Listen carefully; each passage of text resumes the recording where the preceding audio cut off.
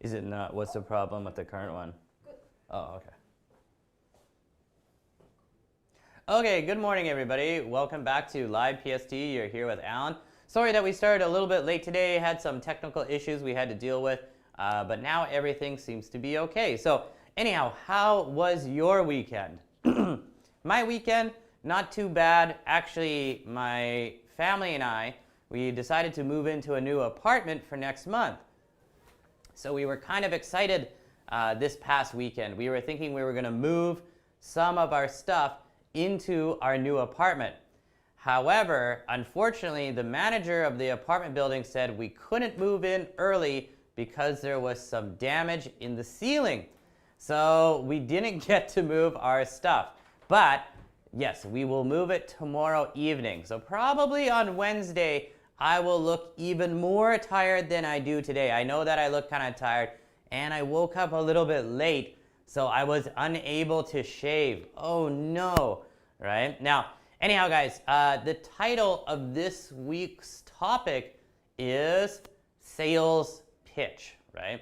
Now, you guys might know what a pitch is, right? When you think of a pitch, you think of baseball, right? The pitcher pitches the ball, and then the batter tries to hit the ball, right?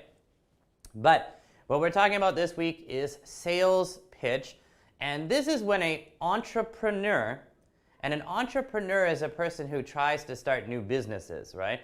An entrepreneur or a businessman or woman tries to pitch a product to maybe another businessman or woman or a bank in order to get interest in the product and maybe get a loan. So the idea for this week for you guys is that you guys are going to be businessmen or businesswomen and entrepreneurs. And you need to think of a product and you need to pitch that product to us. You need to explain why that product is really, really good. So the topic for this week is really interesting, especially if you're interested in business and stuff like that, right? So along with this topic, we have a lot of information today, and I'm going to be honest with you guys, it's a little bit too much information, right? So what I think we're going to do is we will go over some of the stuff, but other stuff I'm going to skip. However, if you have time, I would highly recommend going over the other sheets there and attachments and taking a look yourselves. So what we're actually talking about this morning, though, is modals. Modal verbs, right? And what are modals? Basically, modals are kind of like helping verbs. Verbs that help out, right? They're very nice, right? We should all say thank you to modal verbs, right? Because they're helping us out so much and can be used in a variety of different ways. However, there are so many different modals with different meanings, right? And used in different ways. So that's what we need to talk about this morning. We are going to go over modals and talk about them, right? However, modals is a very, very big grammar subject. So today, we're not going to be able to explain everything about modals, but throughout the week, we're going to keep coming back to modals, and I will be explaining them in more detail. But I would like you guys to take a look at this sheet here. It just says modals at the top. So please take a look and read along with me. It says here, modals are those helping verbs which express the mode or manner of the actions indicated by the main verbs. They express modes such as ability, possibility, probability, permission, obligation, etc. The most commonly used modals are shall, should, will, would, can, could, may, might, must, ought to, used to, need, and dare. So, like you guys can see, there are a lot of different modals here, right? And they're used in different ways. So, let's take a look at this list here and see what it says. Modals are used to, for example, ask for permission. Now, when you're asking for permission, you're going to use modals like may, can, and could. So you guys are already familiar with that, right? When you're asking for permission, you're going to start with could, can, or may first, right? So our examples are, may I come in? Could I use your pen, please? Could I go to the station? May I borrow some money? May I go to the bathroom? Can I get number 5? Etc., etc. So, may, can, and could are for permission. Now, if you want to make a request, you can use can or could. Our example here is, could you please give me the doctor's telephone number, right? So, could and can are used for making a request, right? Now, that's not exactly the same as asking for permission. If you're asking for permission, you're asking the speaker, or you're asking the listener, can I do this? Do I have your permission? When you are making a request, you're asking for something from the person, right? Because sometimes people get confused between the difference between the two, right? What's the difference between making a request and asking for permission? Well, one, you're asking if it's okay if you do this thing, permission, and the other one you're asking, can you give me this, or can you do this for me? Like if I want something from the other person, if I want the coffee, I say, hey, can I get that coffee, right? Or could you give me that coffee, right? Actually, those two are different. The first one was permission. The second one was more of a request. Anyhow, after that, guys, we have to express a possibility. So when you're expressing whether something is possible or not, you're going to use may, might, or could. So the example we have here is, it might rain during the night. So this person doesn't know, right? Maybe it's 50-50. They're making a prediction. They're expressing the possibility that it might rain tonight, right? So, might rain during the night. It may rain during the night. It could rain during the night. All of those basically have the same meaning, right? So we use this a lot when we are talking about, predicting the weather, right? It could be nice this weekend. It may be nice this weekend. It might be nice this weekend. All of those have basically the same meaning. Next one we have here is to give advice or suggestion. And when you're giving advice or making a suggestion, this one is kind of easy because you're just going to use should, right? You don't need to use may, might, could, or whatever, right? You're just using should. The example we have here is, you should wear a helmet while riding your motorbike. Well, of course, motorbikes are dangerous. You should wear a helmet while riding your motorbike. If you come to Canada, you should go to the Rocky Mountains. Or if you come to Canada, you should go to Niagara Falls, because they're both very beautiful, right? So when you're giving somebody advice, or you're making a suggestion, you want to use should, right? You should go to bed early. You should eat more vegetables. You should eat less carbohydrates, etc., etc. So should is good for advice. Anyhow, guys, next one here is to express necessity or compulsion. And when you're expressing necessity, it's like something somebody needs to do or has to do. You use must, or you're going to use have to, right? Now, of course, a lot of these modal verbs here, guys, are interchangeable, but they do have a slight difference, which we will talk about in more detail maybe later this week. Our example here is, we must slow down while driving in front of a school, right? Like this is, using must here kind of expresses that it is morally imperative. Like this is ethically something we should do, right? It's not maybe exactly because of legal reasons, but it's just you should do that to be a good person, right? The next one here is, I have to submit my project tomorrow. So they have, of course, this deadline. They have to do this. It must be done. Anyhow, so that's necessity or compulsion. After that, we have prohibition. Now, something you cannot do. It's prohibited, right? And in this case, you use must, but you use the negative form of must. So must not or mustn't for short, right? The example we have here is, you must not talk loudly in the library, right? Of course, if you do, the librarian will be very angry, right? You must not play in the bathroom, right? You shouldn't be playing in the bathroom. You shouldn't do that, right? Anyhow, after that, guys, we have to express a promise or intention. Of course, when you're expressing a promise or intention, something that you intend to do, you use will or shall. Now, I'm going to be honest here, shall is not so commonly used in North American English, right? Shall, much more commonly used in British English in the UK, but also in Australia, New Zealand, maybe South Africa. But in Canada or America, shall is used, but not so commonly. So I'd say for North American English, just kind of focus on using will when you want to express a promise or intention. Now, our example here is, I will mail you my address. Like, this person intends to do this. They will do this. So I will mail you my address. Okay, guys, and the last one we have here on this page says to express a wish. When you want to express a wish for something you want in the future, you're going to be using may. And of course, you're saying this to another person. The person saying, may you have a long life, right? May you be wealthy. May you live forever. May you have a wonderful holiday, right?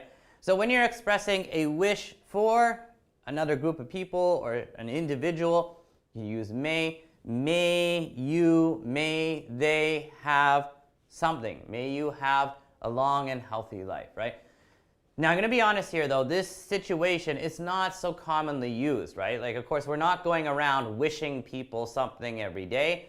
However, if you do, maybe on somebody's birthday, or because you want to express gratitude and you want to be a polite person, you want to wish them something, sure, you can use may. This is not so commonly used in North American English, but it is occasionally used. Okay, guys, so let's switch over to the back side, or maybe for you guys, the next page. And some important points here we have. It says a modal does not change according to the number or person of the subject. Okay, so that's important to know. Like, he can learn, I can learn, you can learn, they can learn, we can learn. It doesn't matter what the subject is, it does not change, right? Which actually is a good thing for you guys, because then you don't have to stress out about conjugating it or modifying it, right? Okay, so that's a good point. Next point here, a modal is always used with a verb in its basic form. The modal takes the tense while the main verb remains in its dictionary form. So that's another good point, right? So the modal sometimes can change depending on the tense, but the next verb afterwards, you're just going to use its base form, right? You don't have to modify it, which again makes using modals not too bad. Yes, modals are complicated, but how to use a verb afterwards, not complicated. So our examples are like, I can run, I may run, or I could run, I might run, right? In all these cases here, the verb run does not have to be modified, right? So that kind of makes things a little bit easier for you, right?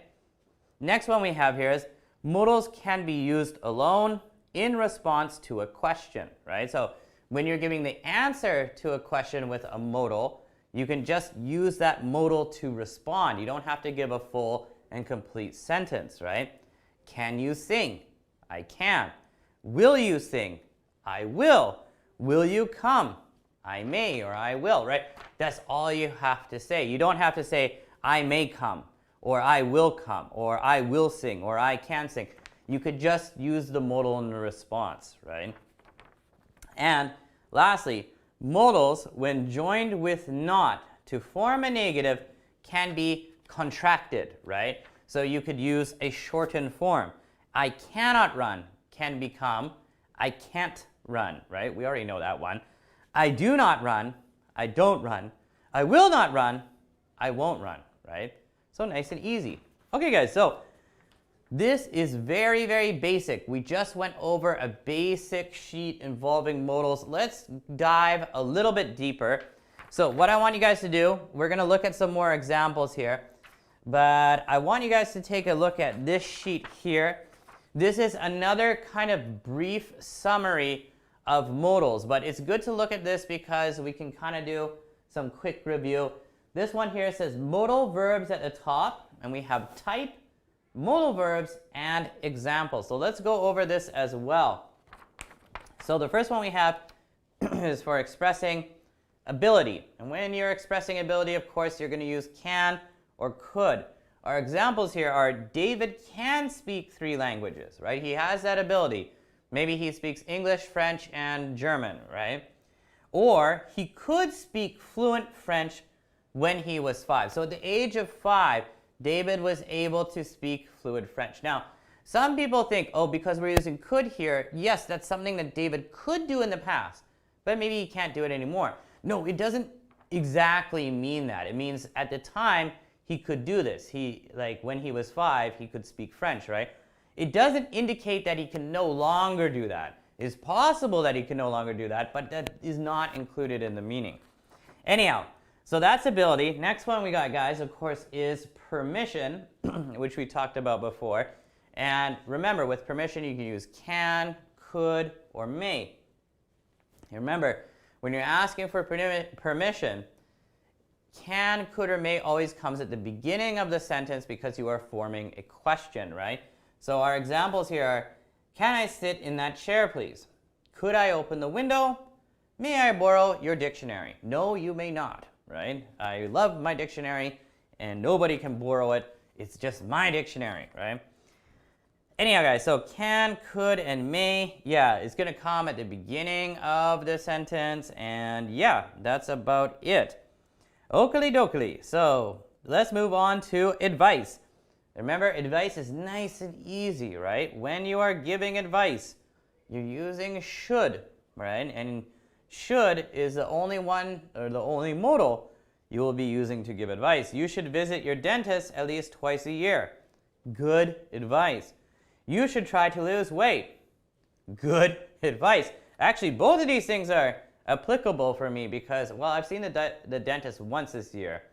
I need to see them again, maybe sometime this fall. And you should try to lose weight. Yes, I am trying to lose weight, right? It's not so easy. Anyhow, so that's advice. Let's move on to obligation, something you have to do or you must do, right? So those are our verbs again, must and have to. So we have things like, I must memorize all of these rules about tenses. Oh yeah, that's a kind of a good piece of advice. That's not advice, that's something you really should do. But how can I say? Yeah, when it comes to the English language or any language, unfortunately there's a lot of grammar stuff that you have to memorize. So that sentence is basically true. Anyhow, you have to take off your shoes before you get into the mosque, right? And of course, a mosque is the holy place for Muslim people, right? So of course, before you go into a mosque or maybe a temple, you should take off your shoes, right? You have to, you must do this, right? Okay, and last one we have here is possibility. And of course, possibility, we've got might, may, could, or can. It looks nice, but it might be very expensive. It probably is if it's in Vancouver. Next one, Richard may be coming to see us tomorrow. This is possible, but we don't know if this is going to happen for sure, right? Okay, so that was another brief look at modals, guys. We have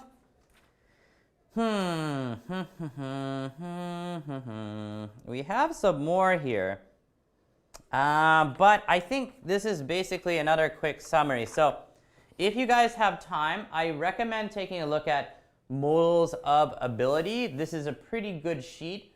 I don't think it's necessary that we cover this now. Maybe it's better for us to jump into some kind of practice. And where was the practice sheet? Give me a second here, guys. I gotta, yes. Let's take a look at the worksheet because this is good practice. It's a lot of stuff, so I don't know if we're gonna be able to finish it all, but let's take a look at this together. Now, we have here the title. It says Worksheet 8. Okay. And it says fill in the blanks in the following sentences by using appropriate modals. So this could be a little bit tough, right? They're not giving you a list of modals. They're just saying, you know, you pick the modal. That should work, right? So take a look at the first one here. Now, actually, there's a lot of this here. So number 1, we need to fill in the blanks with the appropriate modal. So take a look at A, guys. It says, blank, you please tell me the direction to the hotel. Okay, now maybe first off we want to think like, what kind of sentence is this, right? Is this person giving advice? Are they expressing possibility? Are they talking about ability? What's going on here? Now, our blank is at the beginning of the sentence, right? So in my opinion, there's only one of two different possibilities here, right? Either this person is maybe requesting something, or maybe they're asking for permission, right? So let's think about it. Now, remember the difference between the two. When you're requesting permission, right, you are asking if you are able to do something, right? Is it possible if I go to the bathroom, right? But if you are requesting something, you're asking for something from that person, right? So let's think about this. Blank, you please tell me the direction to the hotel. Okay, so is this person asking for permission or are they requesting something? Obviously, because they're asking for directions, they're not, of course, asking for permission. They are requesting something. So what could we use in the blank? Could just use could. Could you please tell me the direction to the hotel, right? And we're good. Okay, guys. All right, so let's take a look at B. You blank pay in cash. They do not accept credit cards.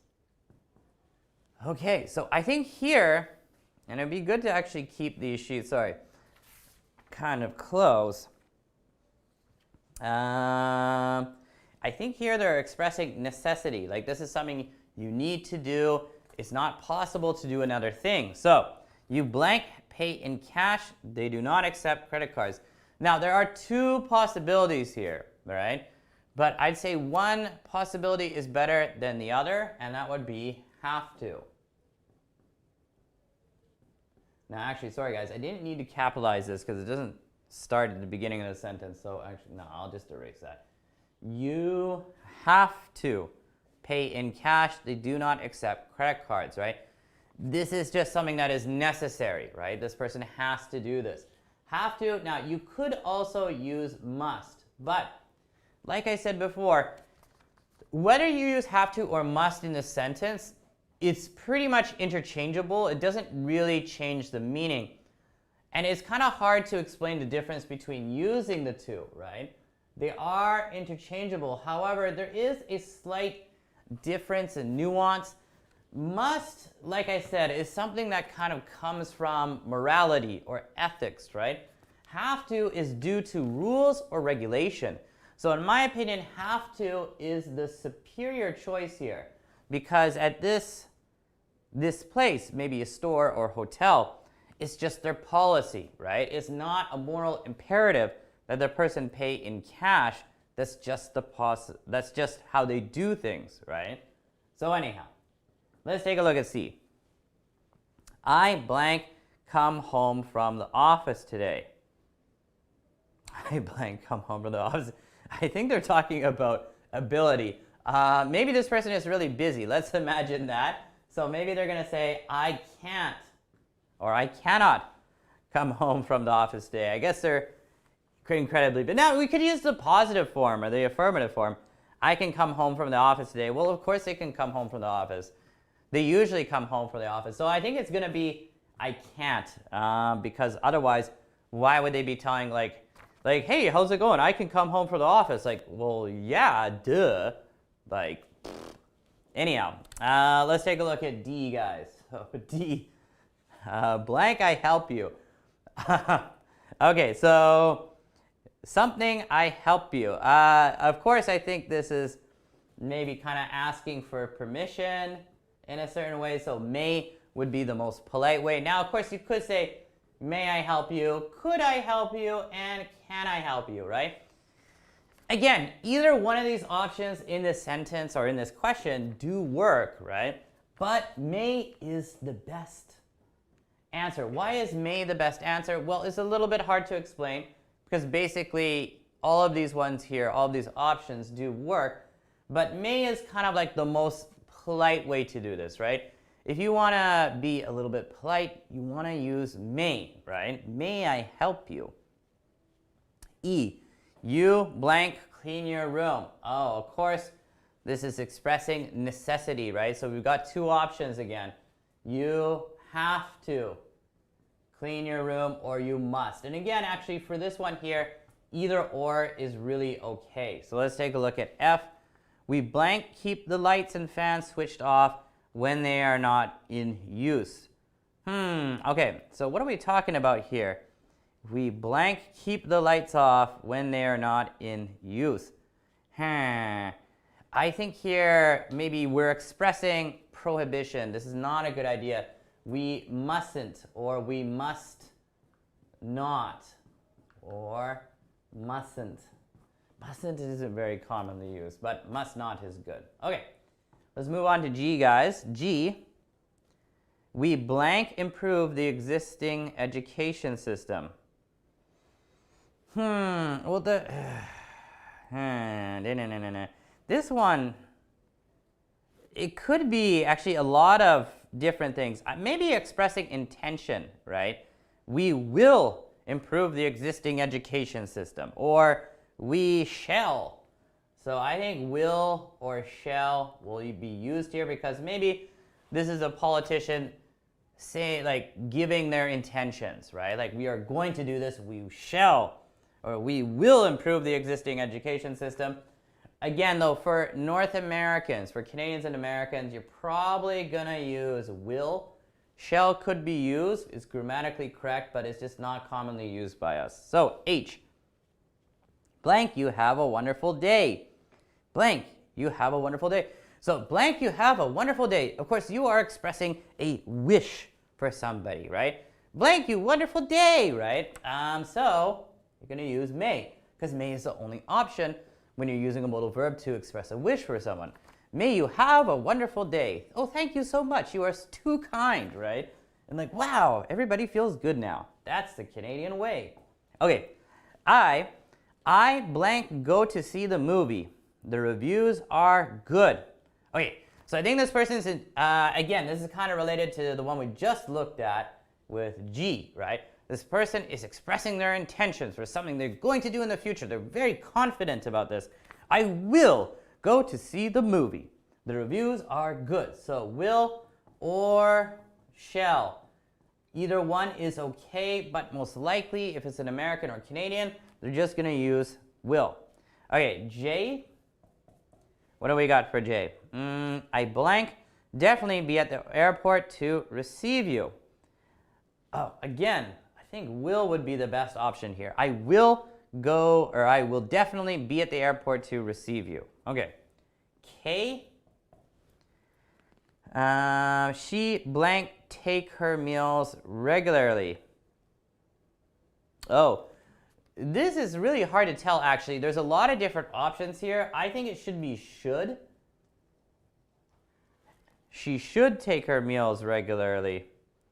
She must take her meals regularly. There's a lot of different options here. That's a weird one. But anyhow, L, you blank home before 11, she said. Now, I think this person is expressing kind of prohibition, right? You must. No, not prohibition, actually. But kind of, how can I say? Some kind of limitation for this person. So, you, what were we on? Yeah, you blank reach home before 11. You have to. Or you must reach home before 11. Okay. All right, guys. Now, obviously, there's too much stuff here. Maybe it would be a good idea for you guys to try to complete the rest yourselves. And, of course, I believe there is an answer key. I don't know where it is right now, but when I find it later, I will tell you guys about it so you can check your own answers at home. Okay, but let's take a look at number 2. Some of the shorter exercises might be better because we can get them done in less time. So I'm just going to erase this stuff here.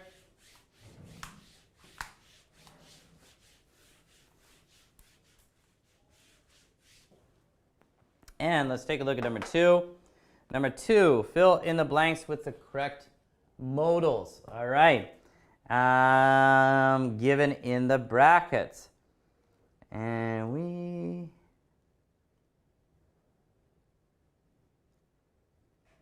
Okay, so we have two options for each one. This is a little bit weird, this one, because it's very religious. Oh,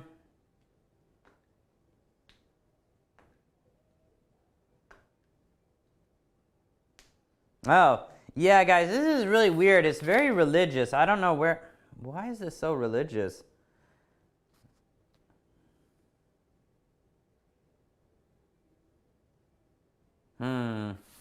Okay, we're going to do this one, but please don't pay attention to the religious meaning behind it. It's a little bit strange.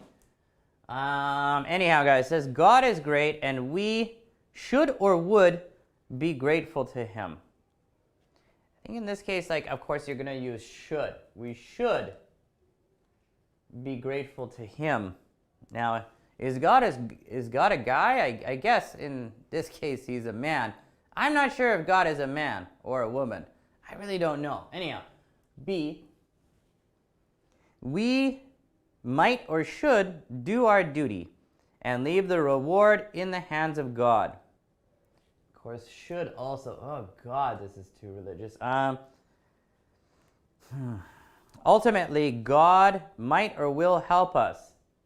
I think it's probably supposed to be will, right? Because God will help you, I guess, right? Or people would believe that. We blank leave everything to God. We should leave everything to God. Okay, so yeah, sorry guys. I just wanted to get that done. That's too religious though. Now, what if you are a Christian? That's totally fine. But if you're not Christian, maybe this is a little bit weird for you guys. Anyhow, just an example. This is not too bad, but yeah. Anyhow, let's move on. Let's get off of that, and we'll move on to a different exercise here. There is a missing word in each line of the following passage. Mark the place of the missing word with a slash and write the correct word. Write the word before and after the word in your answer sheet. Oh dear. I would have to recreate everything on the board here. So actually, I don't think we're going to do number 3, but we can do number 4, because number 4 just says, there is an error in each line of the passage that follows. Write the incorrect and correct word in your answer sheet. Plastic bags are not be used because. Plastic bags are what? There is an error in each line of the passage that follows. Write the incorrect and correct word in your answer sheet. Plastic bags should not be used. Okay. So you have to write the incorrect word first and then the correct word afterwards. So for the first one, it shouldn't have been are. It should have been should. So let's take a look. Error in each line. Okay, so each line has one error. So first one, of course, was are. That was wrong. Let's take a look at the next line. They should cause much pollution.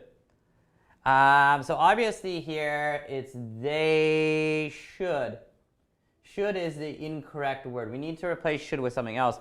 They should cause much pollution. Now, let's take out should, replace it with something else. What do? What modal could we fill this in with? Well, actually, you could just, they cause much pollution. They should. Of course, we don't need should. What could we fill it in with? Maybe it's a good idea to grab your sheet and think about it. They can, because we're talking about possibility. They can cause much pollution. Okay. C, they need never disintegrate with. Wow, weird. They need. So need should be removed. They never disintegrate with time. They never disintegrate with time. So we have to think of something to replace need with. Now, so strike need out. Never disintegrate with time. They will never disintegrate with time. Okay. All right, so D, they should block, like that's a suggestion for the pollution, right? It's kind of funny. So of course the incorrect one in the next line is should. They should block the sewage, but not should.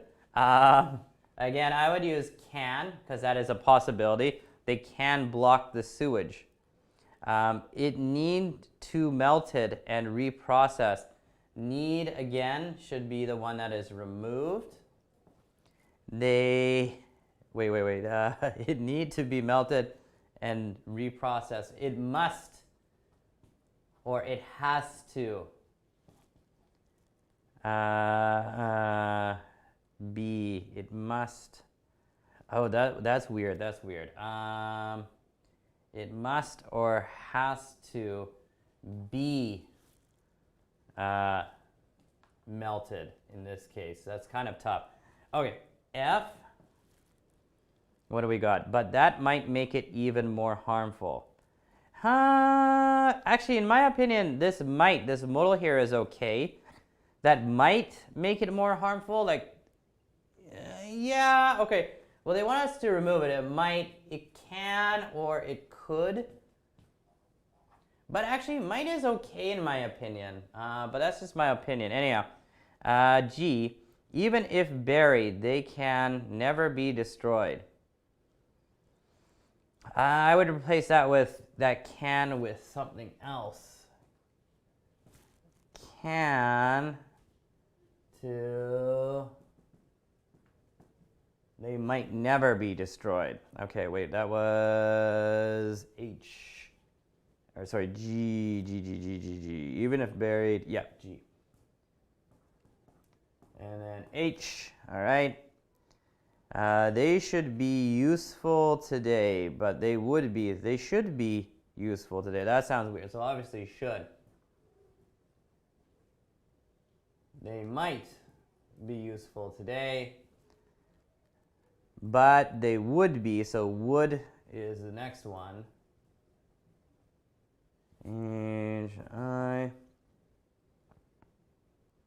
But they will be very harmful. They will, for sure, because it's the intention of these evil chemicals. And J, very harmful for the coming generations.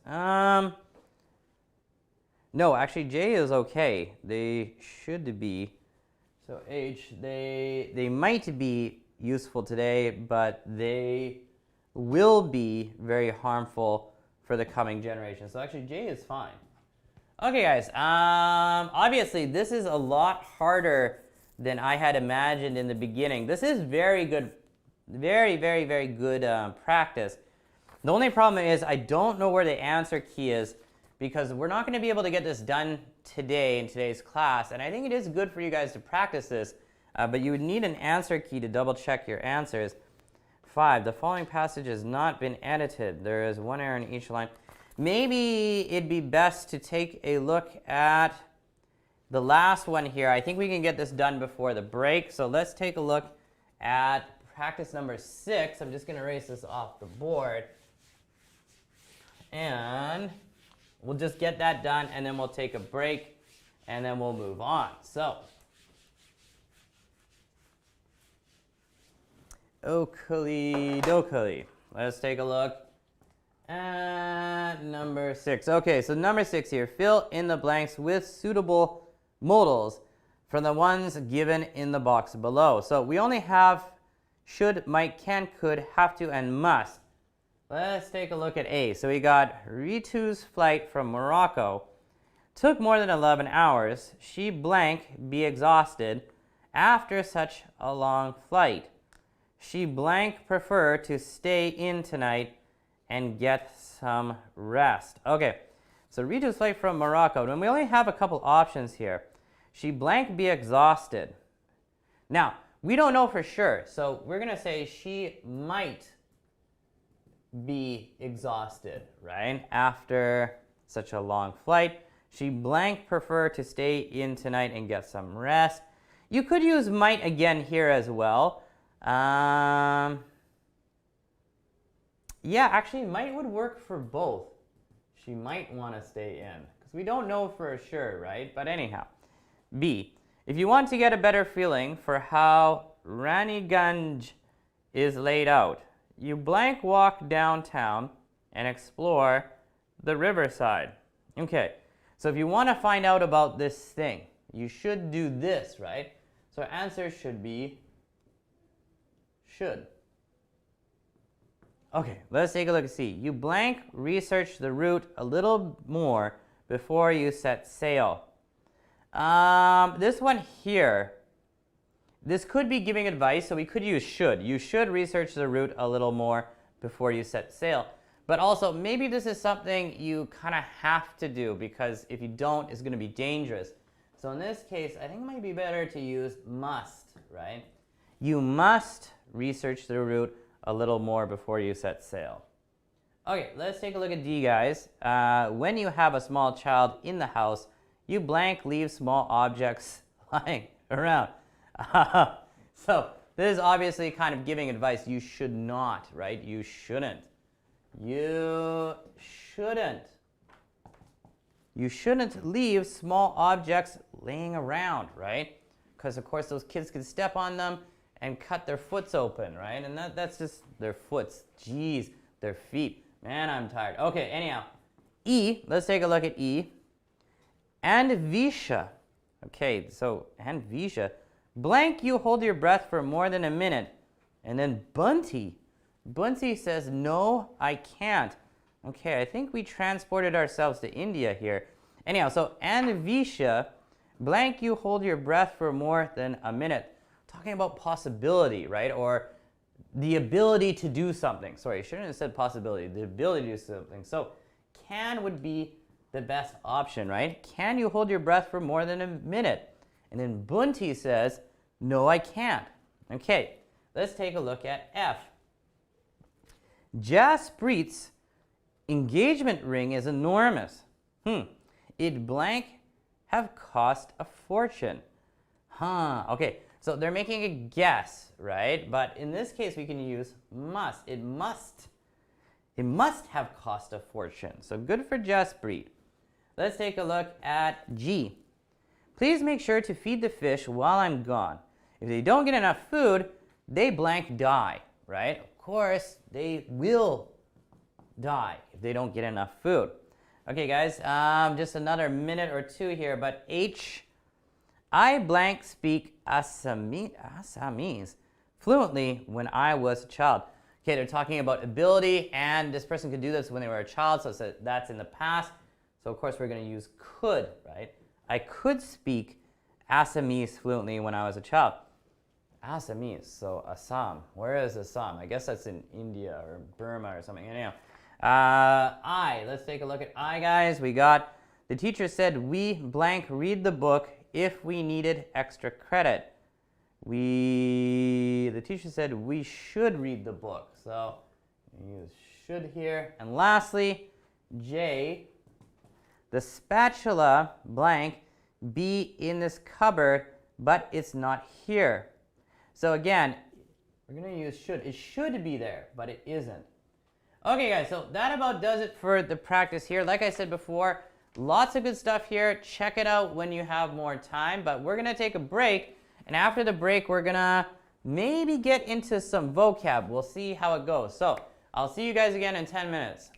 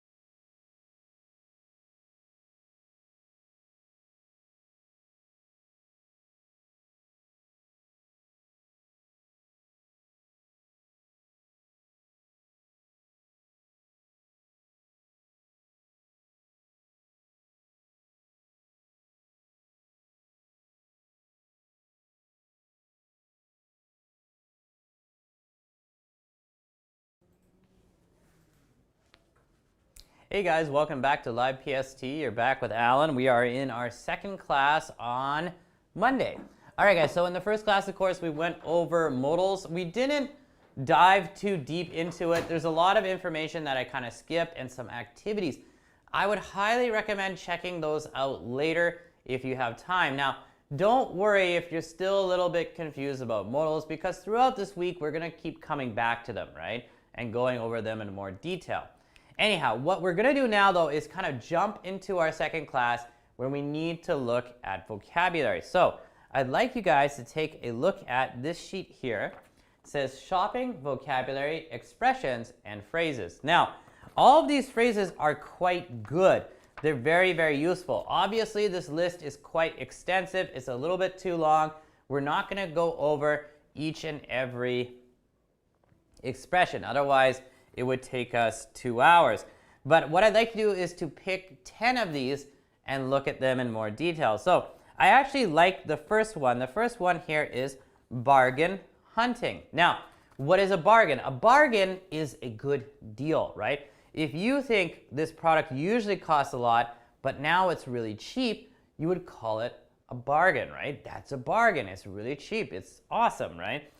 So bargain hunting means to spend time in the shops looking for items to buy at the lowest price, right? So anyhow, number one, I'm just going to write it down. Bargain hunting. So spend time in the shops looking for something that's quite cheap. You want to buy something at the lowest price. So the example we have here is, during the sales, I go bargain hunting with my friends, right? I like to go bargain hunting, right? So to go bargain hunting. So you need to attach go, the verb go, with bargain hunting, right? So maybe another quick example here. My wife likes to go bargain hunting because she likes good deals. And there we go. All right, guys, so bargain hunting, I'm sure this is something that many of you guys also enjoy. It just means you're looking for a product at the lowest price possible, right? Okay, next one we're going to look at here, of course, is just simply go shopping.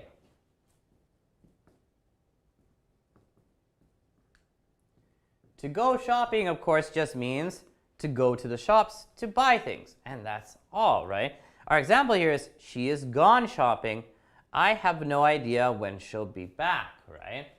I'm going to write here, my wife and I go shopping twice a week. We go shopping twice a week.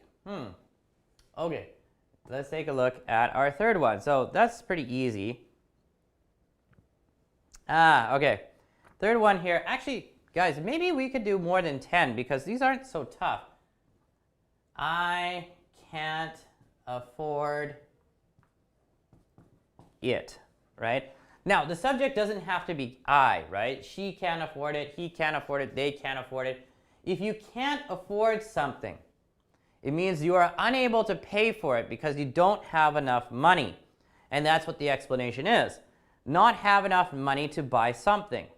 I'd love that jacket, but I can't afford it, right?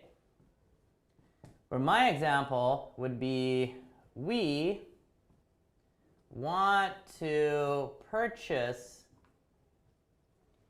a house, but we can't afford it. So my wife and I, of course, we'd like to buy a house. We'd like to purchase a house, but we can't afford it. It's just not possible for us right now. But hopefully in the future, or maybe not in Vancouver. Okay, yeah, actually a lot of these expressions are really, really awesome. Maybe we can just look at all of these ones here. Yeah, we might have the time. So yeah, next one is to be in stock or to be out of stock. Now, if something is in stock, it means they have this item. If something is out of stock, it means they do not have this item. You know, maybe you saw something online and you're like, hey, that's a great product. And then you go to the physical store. And then you go there and you're like, hey, I can't find this shirt I found online. Is it in stock? Oh, sorry, we don't have it. It's out of stock. We don't have this anymore, right? So the example here is good. I'm very sorry. I'm afraid the color you want is out of stock. Maybe they wanted pink pants, but the store doesn't have any more pink pants. They're out of stock, right? So as a question, you may ask somebody in a store, is it in stock or are you out of stock? So you're kind of like asking, do you have it or not, right? And that's kind of a fancy way to say it, but it is a good expression. It is quite commonly used. Okay, let's take a look at another one, guys. The next one, it cost a fortune. Now, it doesn't have to be it, that car, something costs a fortune. Now, if something costs a fortune, it just means that it's very, very, very expensive, right? So look at the price of that bag. It cost a fortune, right? Or I could say, again, houses in Vancouver cost a fortune.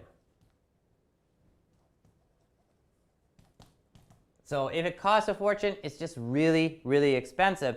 Now, the next expression we have here on the list is basically has the same meaning. So anyhow, guys, so far so good. Like a lot of this stuff is actually really, really good. Okay, let me erase this. And it doesn't take too long to explain. So yeah, no, we're going to go over more than 10 of these because these are actually quite good. So far, actually, all of these are useful. I'm kind of surprised. So number 6 is related to it costs a fortune. It costs an arm and a leg. And this is an expression that I've looked at before with you guys. And I just really, really like this one. It costs an arm and a leg. So again, the meaning basically is that something is very, very expensive. Costs a lot of money to be very... Now, I'd say this is even like a stronger expression than it costs a fortune, right? If something costs an arm and a leg, it means that it's so expensive that in order to pay for it, you should cut off your own arm and your own leg and use that to pay because it's just too pricey, right? So again, I just wrote down houses in Vancouver cost a fortune. That's true, they're very expensive. But I could also say houses in Vancouver cost an arm and a leg, right? But I don't want to use the same example, so I don't know, what costs an arm and a leg?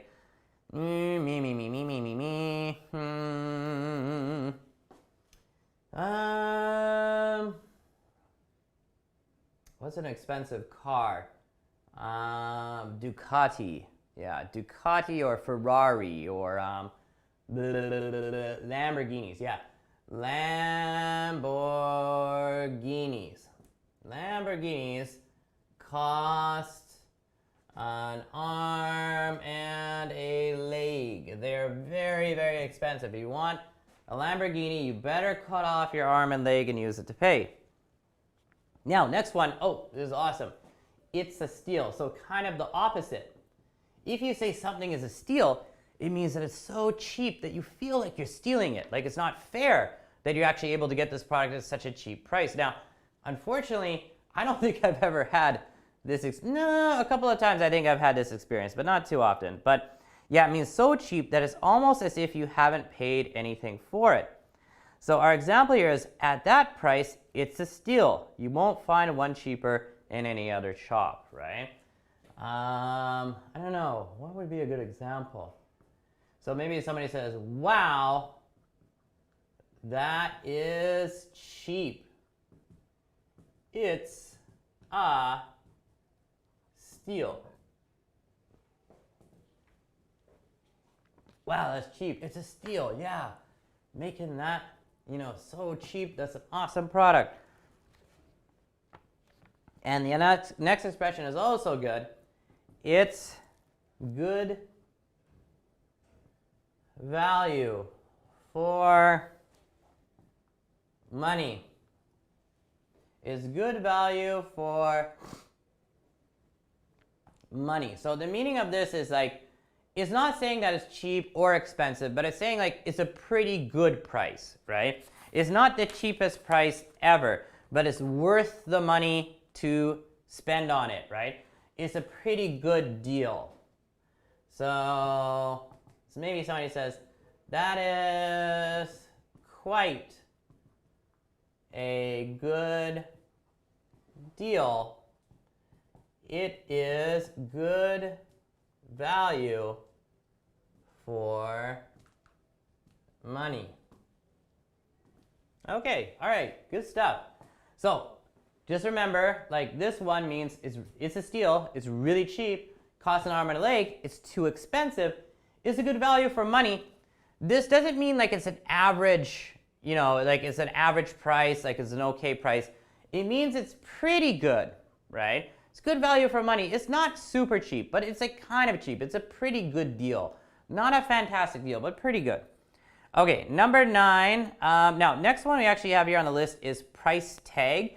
I don't think I need to make an example. Price tag, of course, is the tag or piece of paper attached to an item that shows the price, right? So when you go shopping for clothes, of course, usually the price tag is around maybe the collar of a shirt or on the side of a pair of pants, right? So there's a price tag. Also a receipt. Receipt is a useful word. I'm not going to go over this in detail, but a receipt is that piece of paper that is a record of your transaction. So when you buy something and they give you a receipt, it's just a list of the price, the taxes you paid on it, etc., right? Next one, also I'm not going to explain about, but it's refund. Now, a refund is a useful word, right? If you buy something but it doesn't work or it doesn't fit or there's something wrong with the product, you can return it to the store and hopefully you will get a refund. You will be refunded your money. So they will give you back your money, and that is called a refund. Next term we have here, again, I'm not going to write down, but it is summer or winter sales. So usually in Canada and America, but also probably your country as well, sometime during the summer there will be a summer sale where the prices will be pretty cheap and there will be big discounts. And then of course during the winter. Now I say if you're living in Canada or America, the two best times of the year to go shopping are 1, Black Friday. And Black Friday occurs in November. I think it's a little bit different between Canada and America, but Black Friday is supposed to be the 3rd Friday of November. And Black Friday is a huge sale, especially in America. It gets super crazy. When so many people are looking for bargains, they're bargain hunting, and sometimes the shops get crazy busy. But besides Black Friday, of course, there's also Boxing Day. Boxing Day in Canada, I would say, is for it's like Canada's #1 sale. If you're looking for bargains, definitely you want to go on Boxing Day. Boxing Day is the day after Christmas, December 26th, and the sales are usually pretty incredible. So if you're in Canada, maybe wait for Boxing Day. But Black Friday here is pretty good too, but in America, it's like super crazy, super cheap. Anyhow, next term we have here is to shop around. So to shop around just means you're going to visit a number of different shops looking at similar items in order to compare the prices, right? My wife loves to shop around and go to different stores and look for lots of different things. So shop around is good. I'm not going to explain it in detail. After that, we have shop assistant. A shop assistant is somebody who works in a shop, a person who serves customers in a shop. Or we call them representative. There's a lot of different terms we could use for the names of employees who work in a shop, right? sales representative or shop assistant or clerk, all that kind of stuff. Either one is okay. Next one is shop till you drop. Now, shop till you drop, we will take a look at shop till you drop. Now, the literal meaning here is to go shopping until you drop. Ugh. So now the drop part means that you get so exhausted that you pass out, right? You like go to sleep. Or it means you shop until you drop and die because you've been, looking for all these like awesome products and you just got too exhausted, right? But maybe my example here is my wife always shops till she drops when bargain hunting. Okie dokie. All right, guys. So next one here, shopaholic. Shopaholic is actually a really fun term. Now, you guys probably know holic means someone who is addicted to something. You cannot attach holic to anything you want to say this person is addicted to something, but we have things like alcoholic, someone who is addicted to alcohol and drinks too much, beer or liquor or whatever. And then we have shopaholic, somebody who is addicted to shopping. And I think this is a real problem, actually. Like, it can be serious. Some people seriously are shopaholics and they spend all their money and other people's money and they go into debt, and of course that's really stupid and that's really bad. But if anybody spends too much money shopping, you can use this as like kind of a friendly insult to them, right? Oh, you're a shopaholic, you go shopping too often. But anyhow, shopaholic, the meaning they have here is love shopping so much that it is like an addiction. The example, Sophie's favorite pastime is shopping. She's a complete shopaholic, right? My example would be, don't be a shopaholic. Don't be a shopaholic. Don't be a shopaholic. You don't want to go into debt. Don't be a shopaholic. You don't want to go into debt. You don't want to lose a lot of money, right? Okay, guys, so yeah, actually all these terms are really great. We've got one more sheet with a bunch of stuff here, but let me erase this one. Yeah, like I said before, I thought this was going to take longer, but actually this is all like a lot of good stuff. I'm happily surprised that all the terms so far are like not complicated and also kind of useful. Not kind of useful, most of them are quite useful. Okay, so last page here, shopping spree. Okay, a shopping spree is when you go out like having fun and you're spending a lot of money in different shops, right? So it says, yeah, enjoy a lively outing, usually with much spending of money. So it's not, if you're trying to save money, this is not a good thing. But the verb you want to use here is to go on a shopping spree. Lisa is planning to go on a shopping spree as soon as she gets her bonus, right? So when Lisa gets her bonus money, she'll go on a shopping spree, go here and there and spend a lot of money, right?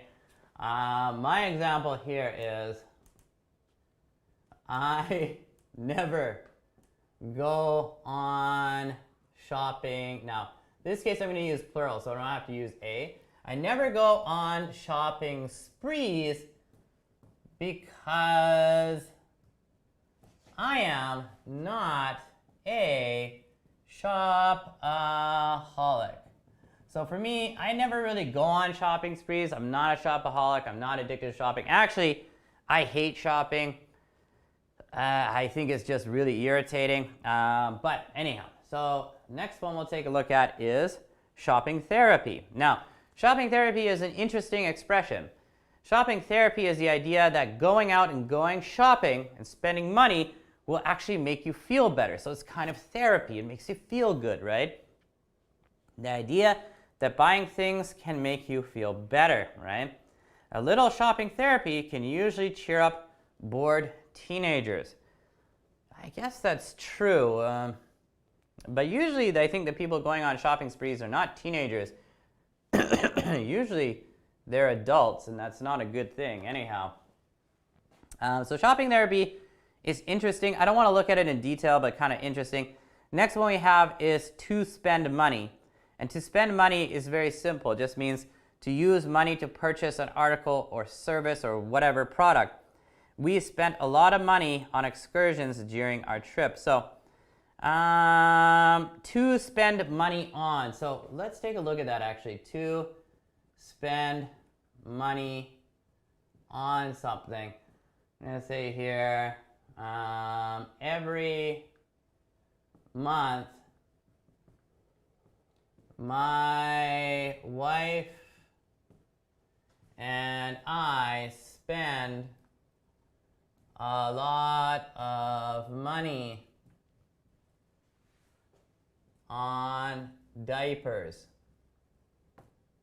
Wow, that's kind of boring, but realistic. So yeah, every month my wife and I spend a lot of money on purchasing diapers for babies, right? Because we have 2 kids. So anyhow, so to spend money on. To splash out on something. Okay, this is the first expression that I have to say. No, don't use this in Canada. I've never used the expression, so skip that one. Next one is take something back. To take something back, of course, just means to return something to a store, right? To take something back. Yeah, return something that you have bought. The hairdryer didn't work properly, so she took it back to the shop. So hopefully when you take something back, you receive a refund, right? And when you take something back, you want to remember to bring the receipt, right? So that you can get the refund. Next one here. Oh, this is a good one. That is a bargain. That's a bargain, right? If that's a bargain, it just means it's really, really cheap. It's a good deal, right? So when you go bargain hunting, you're looking for things that are a bargain, right? The example we have here is that handbag goes beautifully with the dress. And at that price, it's a bargain, right? Like it's a good price. So maybe somebody says, wow, that is cheap. That's a real bargain. This is a good deal, right? You should definitely buy it. Okay. Anyhow, guys, next one. That's a bit pricey. Oh, I love the term pricey. I use pricey all the time, so I have to point this one out to you guys. Pricey is a good expression. If you say that's a bit pricey, you're saying it's a bit expensive, right? Now, pricey itself just equals expensive. Same thing. They can be used interchangeably, right? Oh, that's pricey. That's expensive. Same thing. But if you say a bit pricey, it's a bit expensive. So not expensive, not very expensive, but a bit expensive. More pricey than you thought it would be. It's a bit pricey.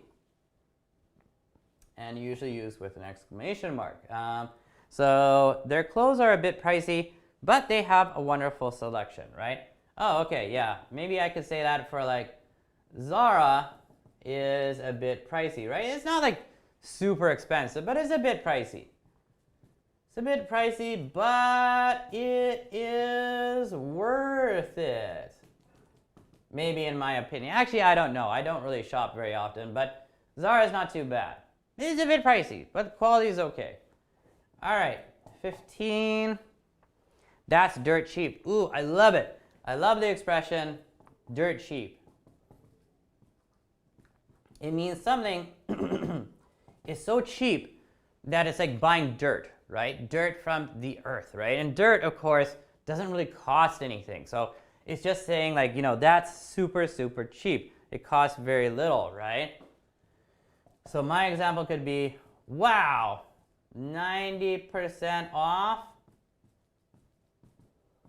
That is dirt cheap. What a great deal. It's dirt cheap. All right.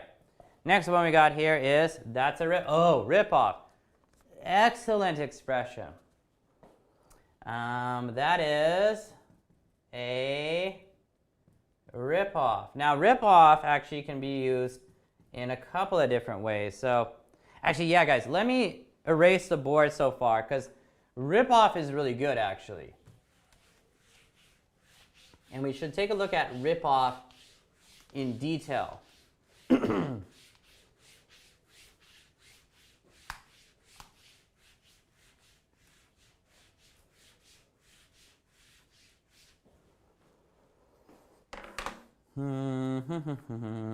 So yeah, I actually can't remember what number that was, but that is a rip dash off. Now, when you're using it as a noun, something is a rip off, you're saying it's a bad deal, it's too expensive, right? But there's also a verb form, to rip off. Now, to rip off basically means to cheat somebody. Now, rip off means like you are trying to sell something for too high of a price, right? So if I said, you know, I'm in a store or I'm buying something from an individual, if I don't believe it's a good deal, I might say, hey, that's a rip off. You are trying to rip me off, right? So I'm saying to the person, you are trying to like cheat me, right? Because it's too expensive. So what would I say here? I feel like most restaurants in Vancouver are a rip-off, like they're too expensive. Rip-off. They are trying to rip us off.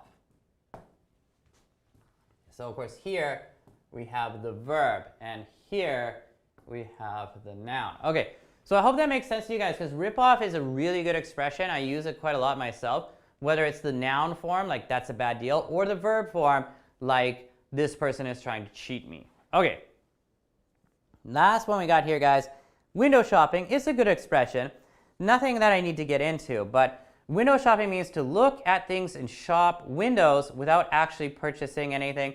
So like maybe if you don't have a lot of money, but you like shopping, maybe you go window shopping, right? And you just kind of look at the products and look at the price, but you don't actually purchase anything. So I know my wife and I know some of my coworkers like to go window shopping. Like they'll look at products and think like, wow, that's really great, but they don't actually buy them, right? And we just call that window shopping. Okay, but actually it'd be a good idea to return to the first page, because I did skip some of these, but they're really, really good. So skip back to the first one. The first page here, we skipped the second term here, to do the shopping. Do the shopping is an interesting expression. It is pretty commonly used. To do the shopping just means to go shopping regularly to buy food and other necessities. So Jack and I generally do the shopping together on Saturday mornings. Maybe this is Jack's partner speaking. My wife and I do the shopping twice a week, right? Like I said before. So to do the shopping just means to go out on a regular basis, just buying, things that are necessary for your life, and that's usually just food and toiletries and that kind of stuff, right? Another good term here that we skipped was fitting room. A fitting room is where you can try on clothes, right? So if you go to the Gap, you go to Zara, you go to Uniqlo, you go to whatever clothing store, you need to go test out the clothes. You go to a fitting room, right? So it says here, I need your opinion. Will you come with me to the fitting room, right? Okay, so that's fitting room. Other than that, guys, every other expression was covered. Really excellent list. The only term I don't recommend was splash out on something. Everything else here is really actually quite good, but especially rip off and some of the other expressions really, really, really good. So if you guys had trouble with this, please take a look at this later because these are all really useful terms. Anyhow, so that is shopping vocab. We also have brand personality traits. This is also a good sheet. We're not going to go over this in detail because we don't have enough time. Please take a look at this later if you have the time. It is very good here. Let's take a look at some of them. It's in alphabetical order. And yeah, brand personality traits. Accessible. So something you can access. It's easy to approach. An accessible product or something like that. Approachable. Approachable means you can approach this thing. It's okay. Bold, calm, casual. Bold kind of means like without fear, right? If somebody is bold, they don't have any fear and they're not afraid to say something. You guys all know calm. Calm is the like kind of the opposite of being excited or maybe angry, right? Casual, opposite of formal, right? Cheerful, kind of happy. So actually, yeah, guys, please take a look at this later. It would take too much time to go over everything here, but really, really good stuff. Okay, so I think, guys, maybe it'd be a good idea we have two actual activities related to vocabulary. Both of them are good, but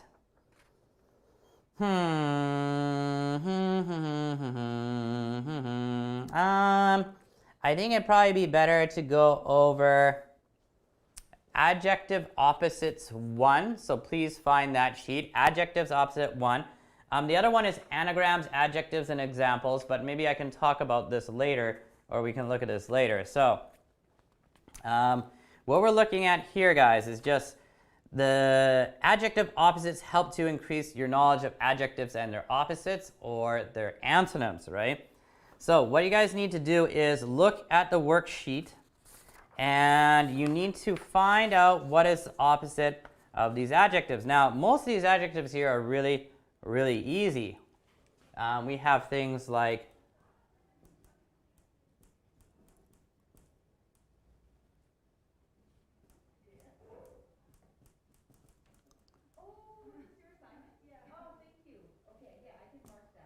okay, guys, so we have a lot of stuff here. Now, anyhow, adjective opposite, we're starting with things like rich, lazy, fat, male, modern, cloudy, interesting. So we're not going to do all these, but we'll go over some of them. Early, full, cold, clean, married. Okay, so let's just start with those ones there. So you need to give the opposite. What is the opposite of rich? What is the opposite of lazy? Fat, male, modern, cloudy, interesting, early, full, and cold, and clean, and married. Okay, so let's look at some of these together, guys. I'm probably not going to write all of them on the board, but what is the opposite of rich? Of course, it is poor. Rich people have a lot of money. Poor people don't have much money or maybe no money. Lazy. What is the opposite of lazy? Actually, that's kind of a tough one. Now, for me, I'd say hard working or diligent. Fat. What is the opposite of fat? The opposite of fat is skinny. What is the opposite of male? Female. What is the opposite of modern? Traditional. What is the opposite of cloudy? Sunny. Interesting? Boring. Oops, that looks messy. Early, late. Full, empty. Cold, hot. Clean, dirty. Married, single. Okay, guys, so there could be, you know, a couple of different options here. Yeah. But, yeah, or fat. Yeah, I should have written thin.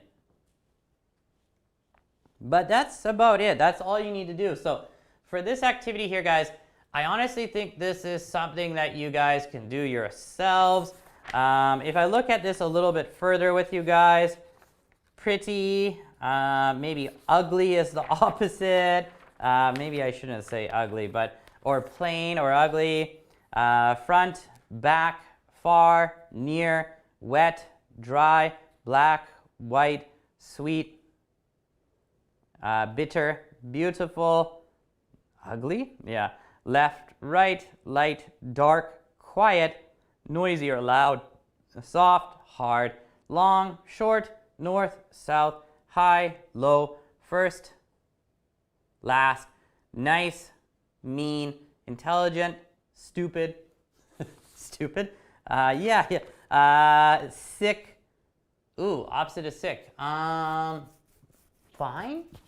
that one's a little bit hard, sick, yeah, sorry, healthy, should be healthy, yeah, curly, straight, off, on, wide, narrow, good, bad, happy, sad, easy, hard, or difficult, polite, rude, east, west, big, small, round, square, opposite of round, I guess it's square, but alive, dead, cheap, expensive, old, new, fast, slow, safe, dangerous, true, false, right? So anyhow, I did go over all of these really, really quickly. I'm sure you guys weren't able to catch everything, but yeah, fill in the adjective opposites. It's kind of fun, kind of useful, but let's take a look at that next exercise as well. And we have something called an anagram. And an anagram is when the words are kind of mixed up and you need to reform the words into a more understandable word. So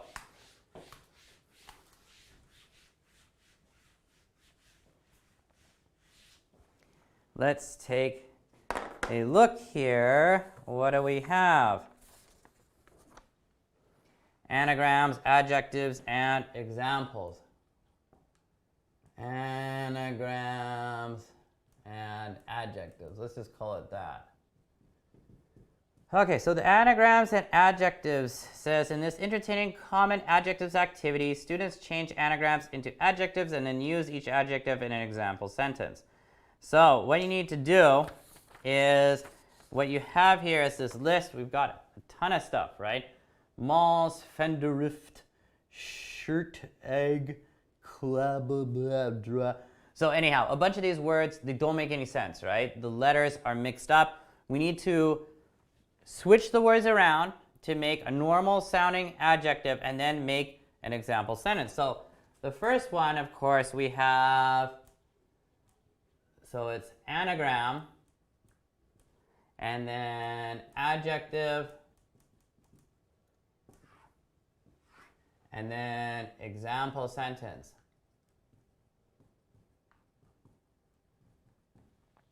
Okie dokie, so first one is M-A-L-L-S, malls, right? Now malls seems okay, like a group of malls. There are many malls, lots of malls, right? Now let's think about it. We need to switch these words around. Now actually this one is easy, right? Take that S, put it here, small. And you need to make an example sentence using small. I don't know, rabbits are small animals, for example. That's kind of a boring sentence, but anyhow. Number two, we have, well, this is not a word, fender fit. Fender fit. Think about the word. What could fender fit be? Fender fit. Fender fit. That's pretty tough. Start with a D. That's my suggestion. Looks like different. right? So we got all the letters for different, so we can form different. Example sentence. What could we say?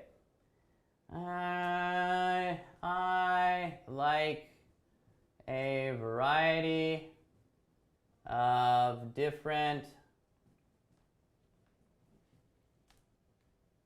foods. Right? Probably like you too. You like a variety of different foods.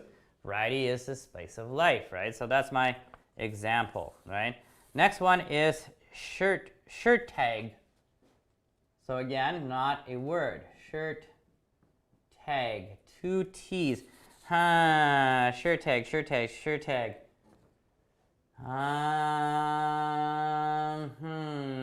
Start with the S. This is actually not too easy. Start with the S. And let's see. Anyhow.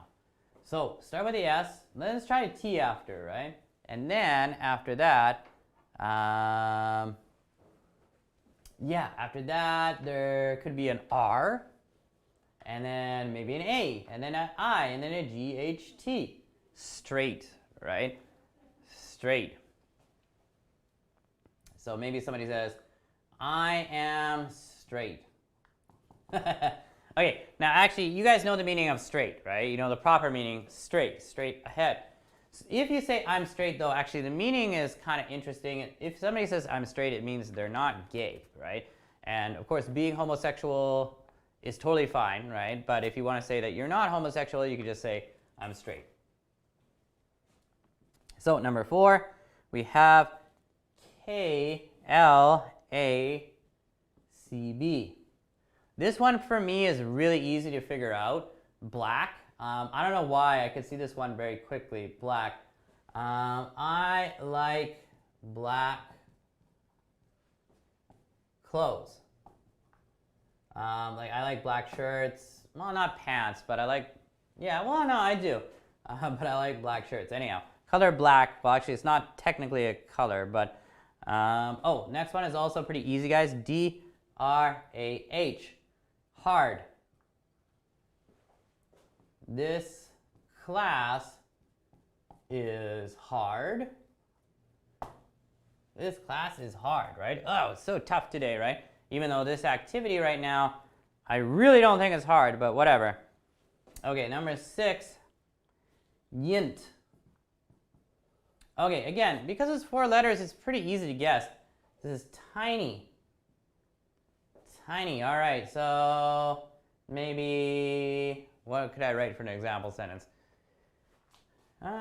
Insects are tiny, right? They're very, very small. Okay. Okay, number 7, this looks hard because we've got MARTINTOP, Martin top. Martin top. Now an adjective starting with a P. Potent. I'm not very good at these actually, to be honest. I don't know. I'm gonna skip that one for a second. We'll come back to it. Number 8 is gib. Gib is pretty easy. Obviously, it's big, right? Big. I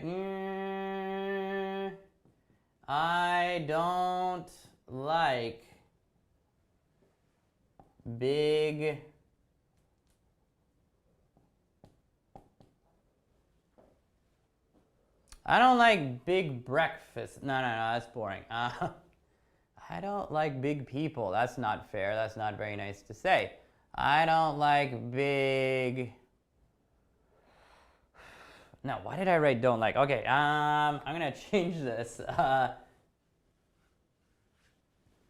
Well, my friend John, he's a big guy, so I'm just gonna write that.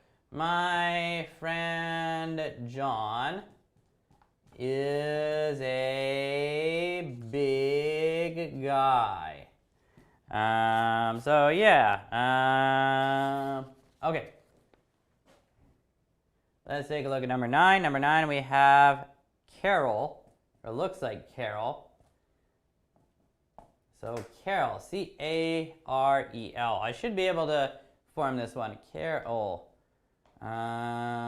Adjective. Recall. Carol. Again, I'm not very good at anagrams. Let me think. Lacral. Not real. Wow, this is like harder than I thought. Okay. Clear. Yeah, there we go. Okay.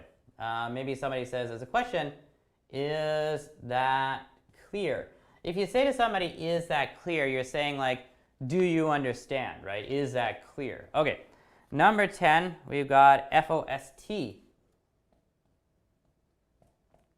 Fost. Okay, so, what would that be? Of course, that could be soft, right? I have a soft bed. Good for me, right? Okay, this one here, Martin top. I think I figured it out. It should be important. Yeah, does that? Important. Yeah, important. No.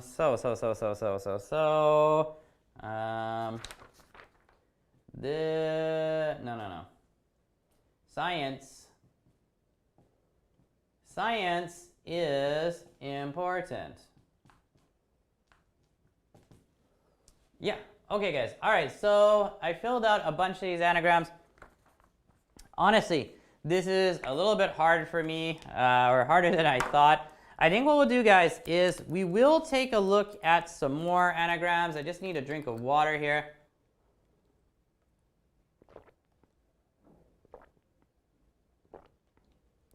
I don't know why. Mouth is a little bit dry today. Maybe getting slightly ill. Maybe I didn't get enough sleep on the weekend. Let's do a little bit more, but I'm going to erase here. And we're almost going into the break, which is okay. After the break, of course, we need to talk about your assignment, and I'm going to provide you guys with an example of what I would write.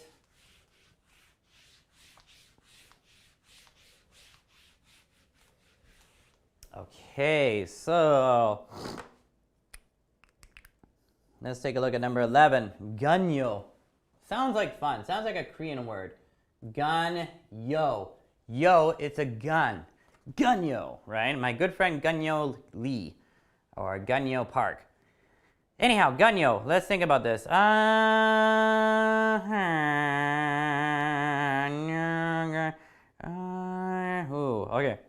I don't want to Gunyo.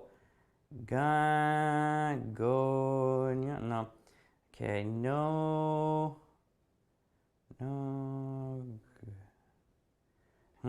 What could this be? Gunyo. Yo. Okay, yeah, maybe it's this. Young, right? Y-O-U-N-G. There we go. Young. What could we say? I'm going to say here, I am not young anymore. Oh no, I'm not young anymore. But I'm a guy, so don't really care. Okay. Next one we'll take a look at before we take a break, maybe, is number 12, lucry. Lucry. What could this be? Lucry. I don't know what lucry could be. But maybe it's talking about somebody's hair. Curly hair. I don't like curly hair. That's going to be my example. Okay, guys, but yeah, that's about it for right now. Let's take a break. After the break, might continue this for a little bit longer, but then we need to talk about your assignment. So I'll see you guys again in about 10 minutes.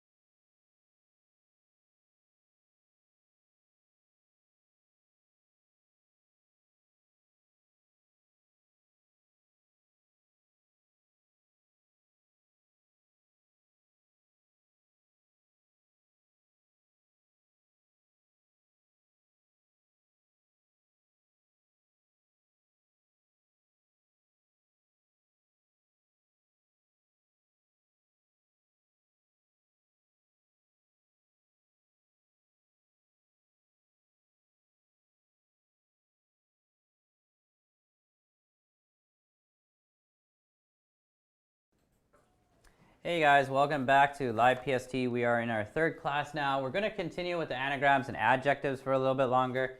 We probably won't complete this, but we'll try a little bit more. All right, so 13, we've got THROS.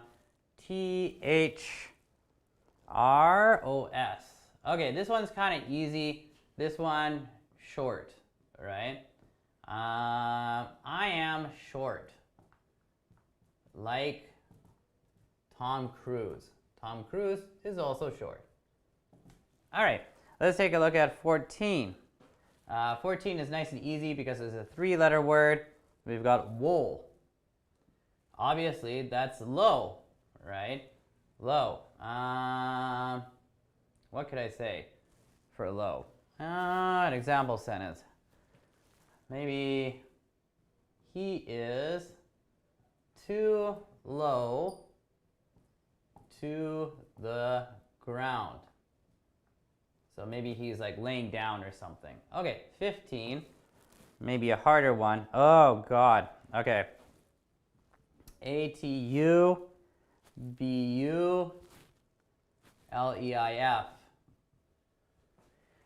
That one is a lot harder.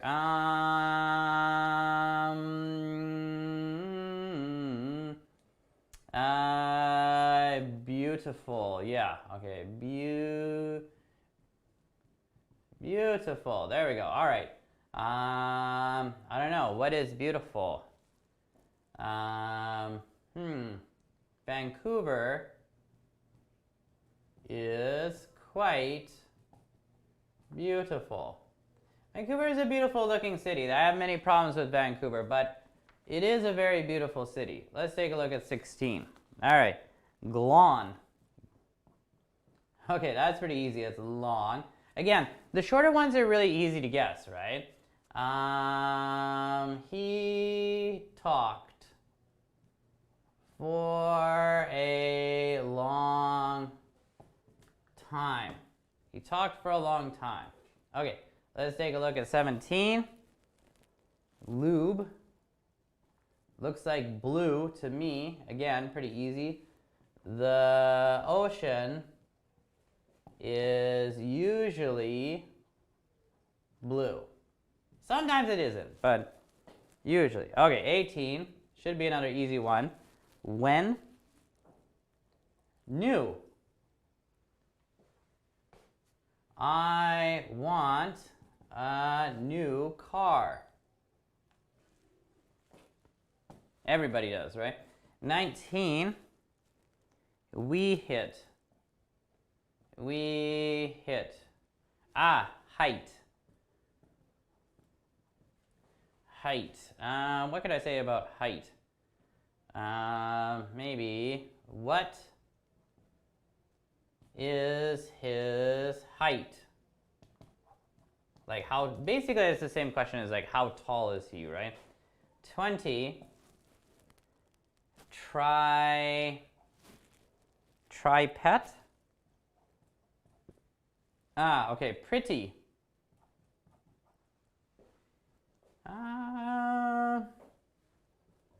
My daughters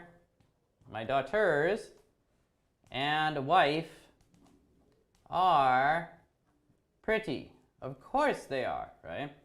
Okay, guys, I'm just gonna go up to 20. Of course, there's 1, 2, 3, 4, 5, 6 more, but I think that's good enough for right now. You guys get the idea. You guys can figure it out later, and also take a look at that other one where you're looking at the opposites. Both of them are good vocab practice, right? But for right now, let's stop it there. And let's talk about your assignment for this week, for Wednesday, right? Your writing assignment. And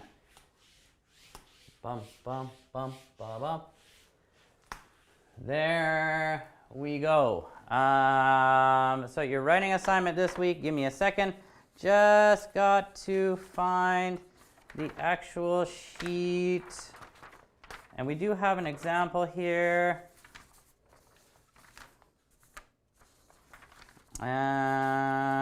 Where is it? Where did I put it is the better question.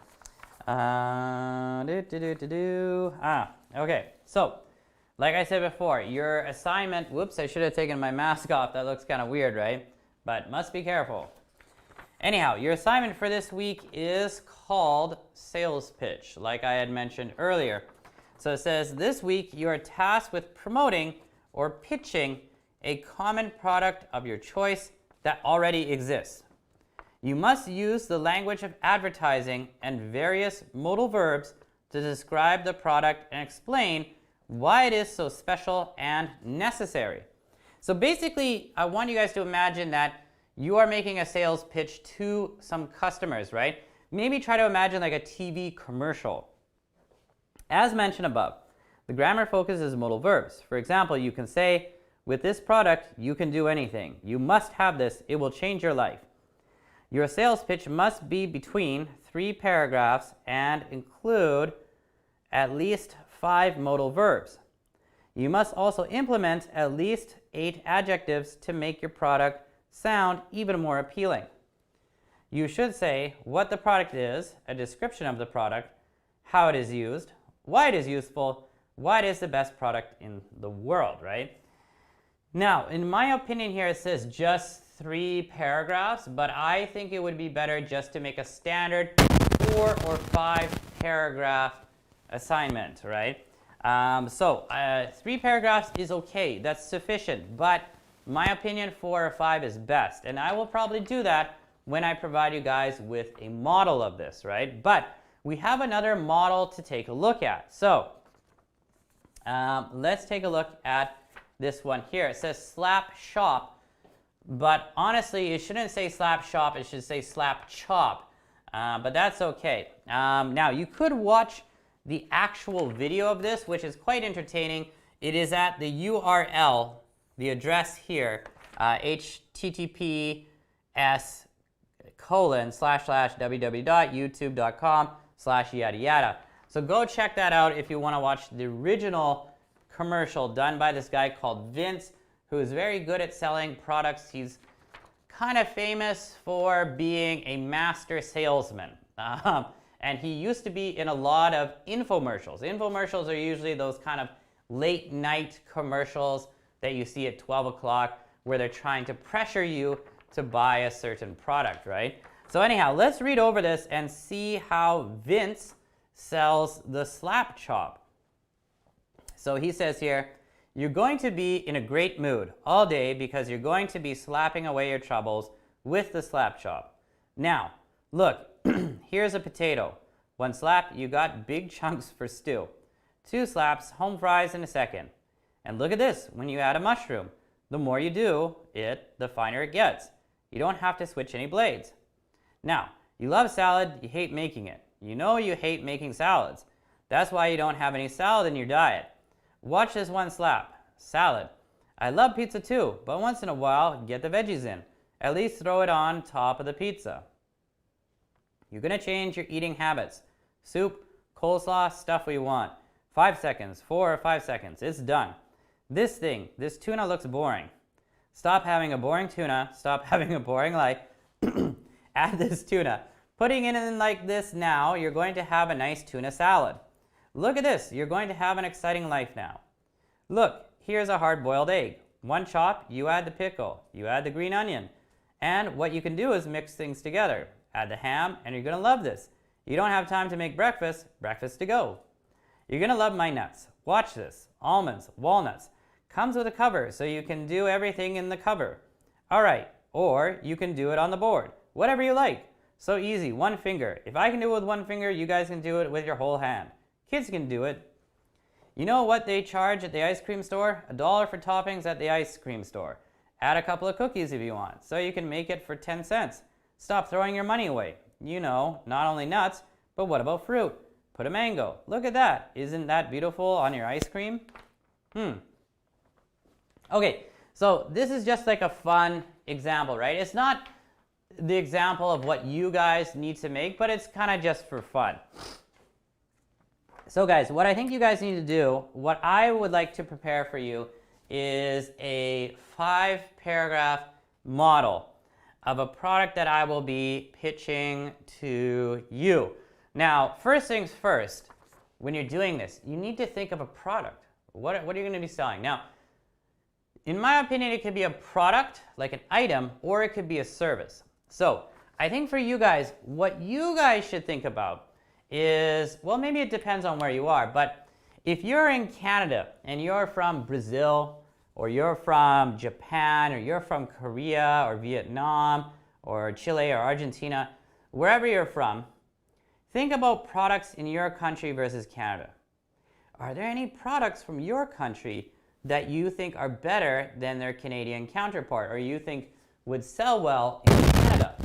So if you can think of a cool product or a service from your country that you would like to bring here, that's the product or service that you should pick, right? So maybe if you're from Japan, you think like, hey, Kewpie mayonnaise is really good mayonnaise. And I never see that in Canada. So maybe I'm gonna pitch Kewpie mayonnaise. And then you're gonna explain what Kewpie mayonnaise is. You're gonna explain how it's used, why it's useful, and why it's the best product in its category in the world, right? Or maybe you're from Korea and you want to pitch Samsung smartphones, right? Now, of course, Canada actually has a lot of Samsung smartphones. They're probably number 2 in the market here. But anyhow, that's okay. It doesn't have to be something that already, it can be something that exists here or maybe doesn't exist. It's really up to you.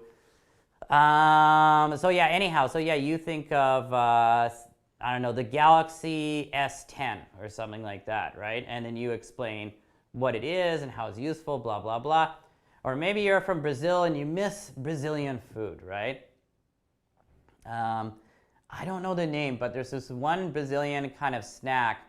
I think it's condensed milk with a kind of peanut flavor, so it tastes like peanut butter. It's super awesome. I've never had something similar in Canada, but my coworker gave me some and it was like really, really good. So maybe you want to pitch that one. Or maybe you're from Chile and you miss Chilean-style hot dogs, right? So you want to pitch Chilean-style hot dogs and opening a Chilean-style hot dog restaurant or something like that. Or you're from Argentina and you miss Argentinian beef and you want to bring Argentinian beef to Canada and sell it here. So anyhow, yeah, lots of different things, right? But remember, it can be a product or a service. So I'm going to think of a product that I would like to bring here. And I'm going to use that. So what I'm going to do is kind of like standard introduction. And then my first paragraph, I'm going to talk about what the product actually is, how it's used, why it's useful, and why is the product the best in the world. Now, what I need to keep in mind is I have to use at least 5 modal verbs, right? So I could use must, have to, should, things like that, or things you can do with it, right? And I need to use 8 adjectives as well. So it would be a good idea to keep the modal verb and also adjective sheet with you, especially when you're describing it. Where is that sheet of adjectives I was looking at earlier? Or some of these expressions, right? Okay, so starting with an introduction. Of course, we got our title. The title is Sales Pitch.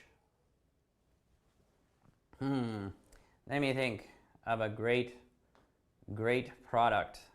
And of course, I want to think of something that is Canadian. I'm going to start with a question. So I should label this. So this is going to be my intro or introduction. Are you feeling a little bit down these days? Is your life bitter? Not sweet enough?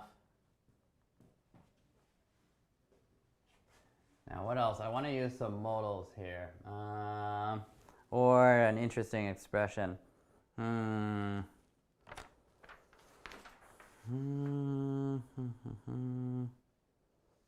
be a good one.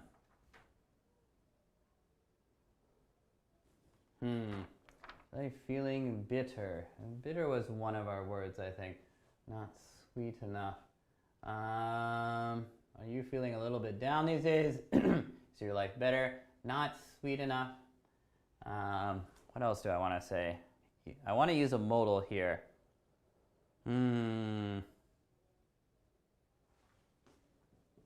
If yes, you should definitely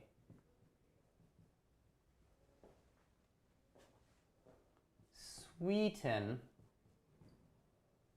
Okay, so I got a modal here. Sweeten your life up. And I have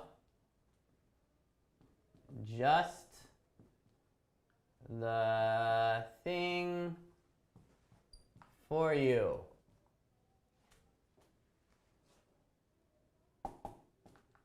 Maple syrup. Okay, so I've kept my introduction pretty short, but let's think about this briefly. So like with a lot of sales pitches, like when you're pitching a product, you want to show that there's a need to buy this, right? So for people who are maybe, kind of sad these days, I want to sweeten up their life, right? Anyhow, are you feeling a little bit down these days? Now, feeling down means like feeling maybe a little bit depressed or a little bit sad. Could also mean sick, but usually sad or depressed. Are you feeling a little bit down these days? Is your life bitter? Not sweet enough? If yes, you should definitely sweeten your life up. And I have just the thing for you. Maple syrup, right? Okay, so that's my introduction. I've just briefly introduced what product I'm going to be talking about, which of course is maple syrup. But in addition to that, I did use at least one modal, and we need to use 5 modals throughout our expression or our writing. So I got should here, so that's our first one. I can't remember, but I believe these 2 adjectives here were used in one of our exercises, so I think they count for 2 out of the 8 adjectives we need to use, right? So good, that's my intro. But let me erase that here. Now, my first body paragraph, I need to talk about what maple syrup exactly is, right? So I'm going to call this BP1, body paragraph 1. So in body paragraph 1, I'm just going to explain in more detail what the product is, right? And maybe how it's used. No, maybe I'll save that for the next body paragraph. So what is maple syrup? So I'm going to start with a question for my first body paragraph. It is the sweetest and most delicious sauce that you can add to anything. Now, of course, that's not true. Well, no, you can't add it to anything. You probably shouldn't, but remember, I'm just trying to sell a product. I'm trying to make this sound exciting, right? So what is maple syrup? It is the sweetest and most delicious sauce that you can add to anything. No. So maple syrup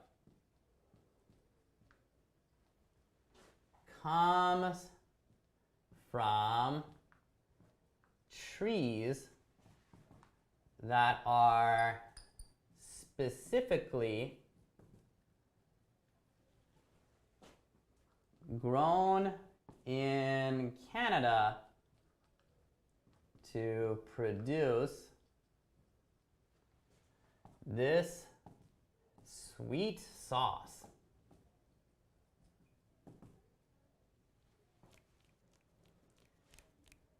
after collecting the sap from these maple trees. So maple syrup, of course, comes from maple trees. They mix in water, sugar, and some other special ingredients to produce the world's best maple syrup.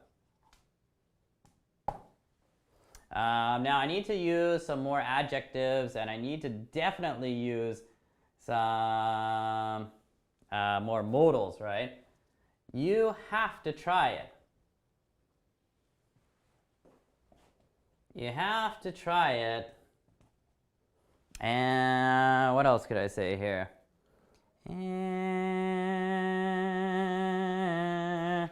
And some vocab.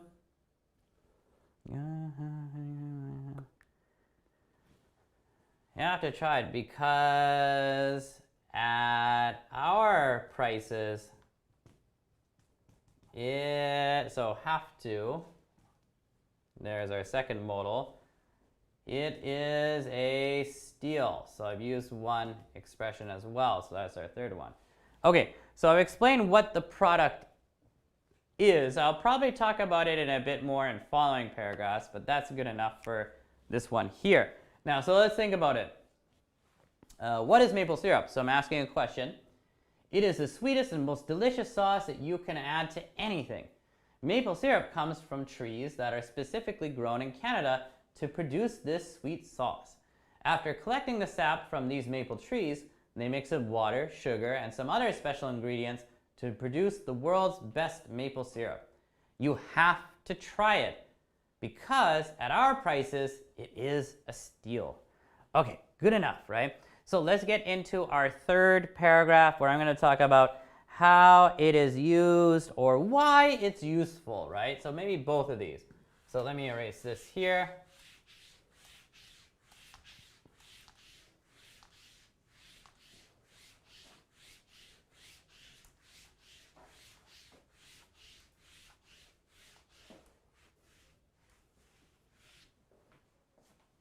And body paragraph 2.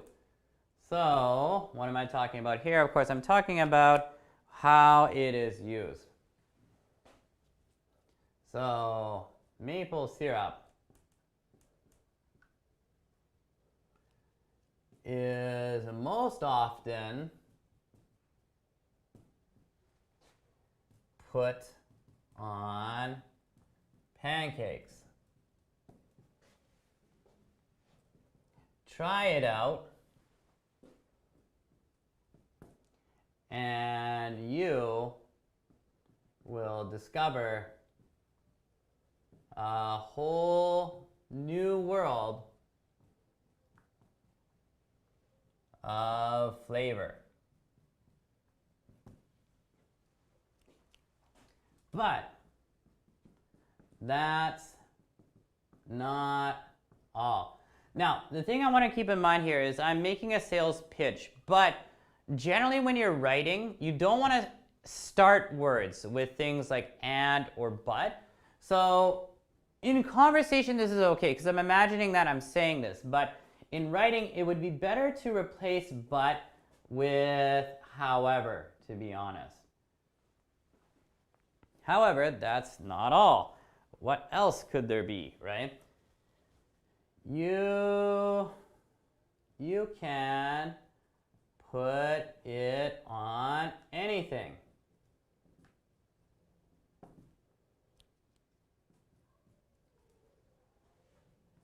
You must try it on. Try it on ice cream.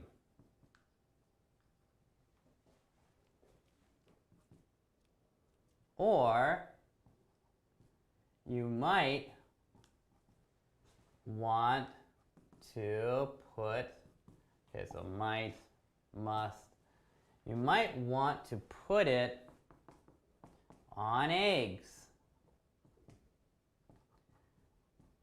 How about, how about toast?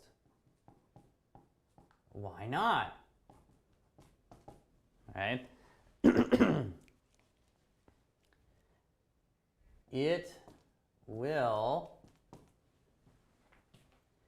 sweeten up anything.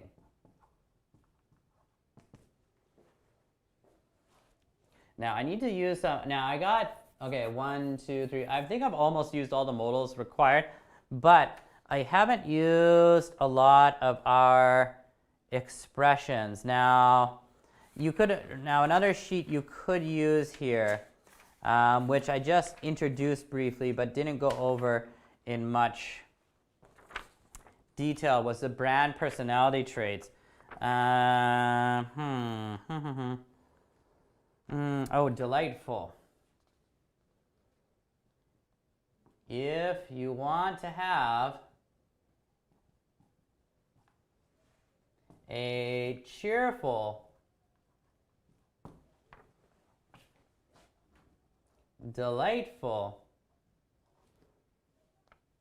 see if I can add anything else. Cheerful, delightful,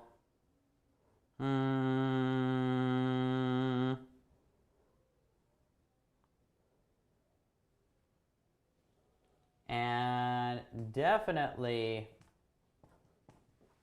not plain meal, just add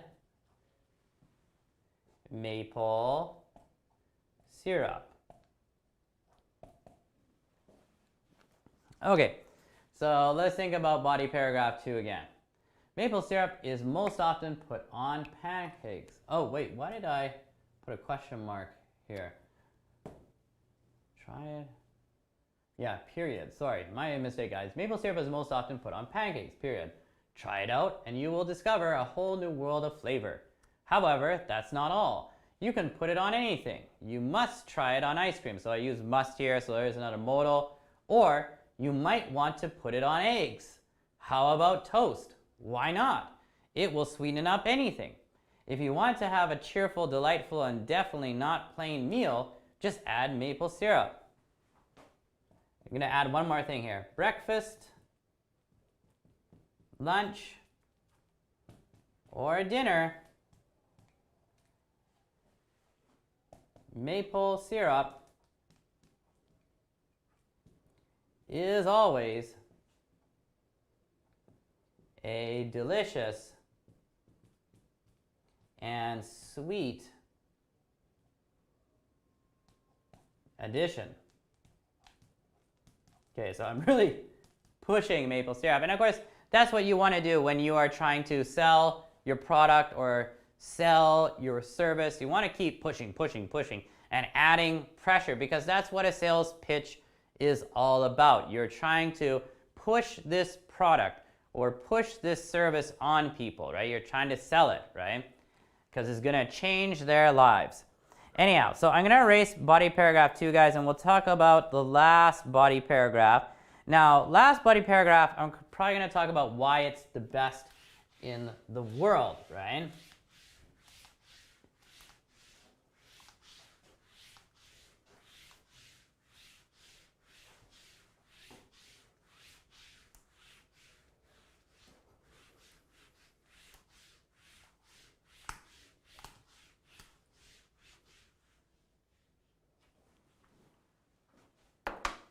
So, body paragraph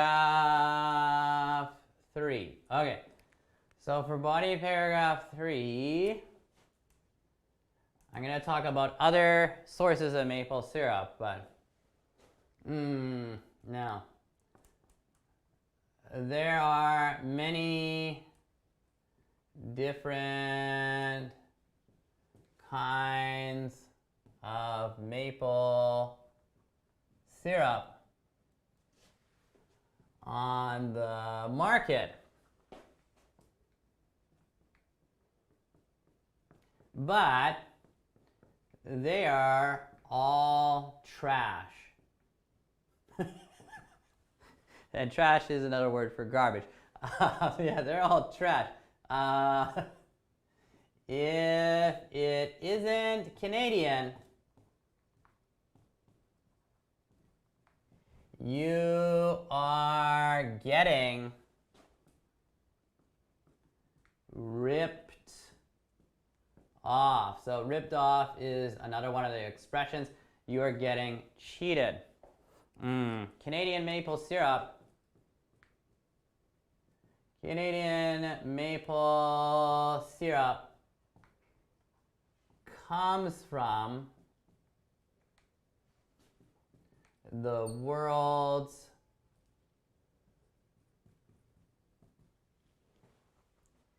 best maple trees.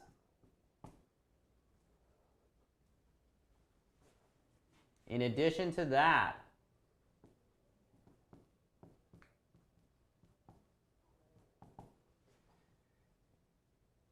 it is made by individuals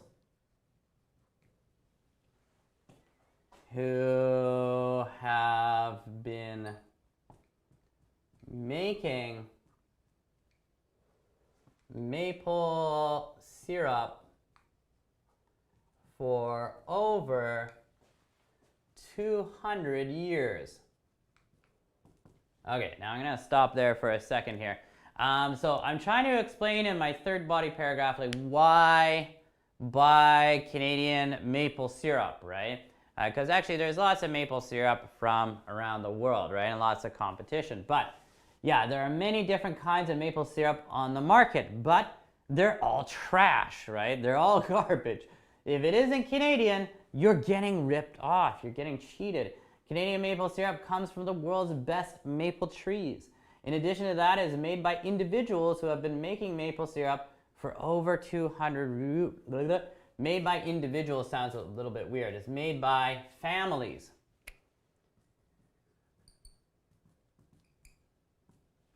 Who have been making maple syrup for over 200 years, which is true.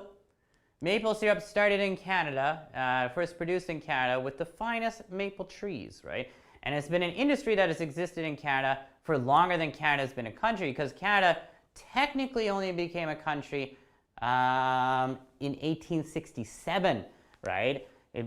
Canada became a country, but it was still part of the United Kingdom and didn't really get real independence until, oh, I can't remember the year, honestly, but it didn't get real independence until after World War II.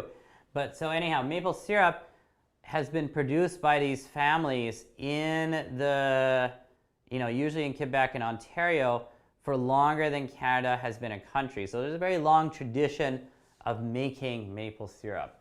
And I want to try to include these innovative families, innovative, creative, and what else could I say? Trustworthy. These innovative, creative, and trustworthy producers of maple syrup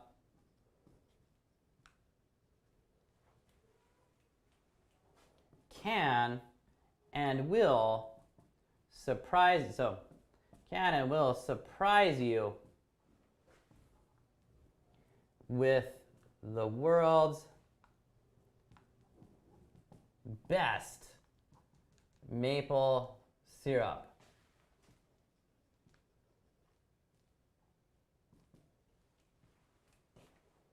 American maple syrup, ew, gross. French maple syrup, Is that a joke?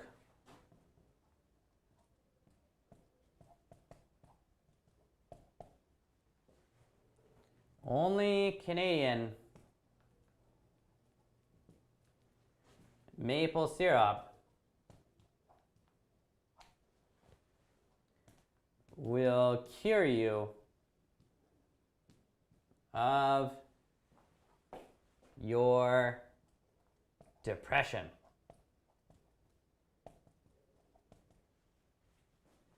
Okay, guys, so let's think about this again.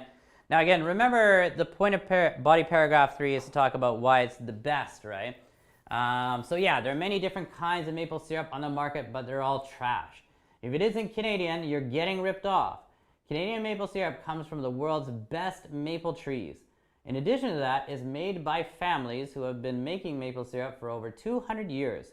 Now I use some of the brand personality traits here: innovative, creative, and trustworthy. So I think I've used enough adjectives, but these innovative, creative, and trustworthy producers of maple syrup can and will surprise you with the world's best maple syrup.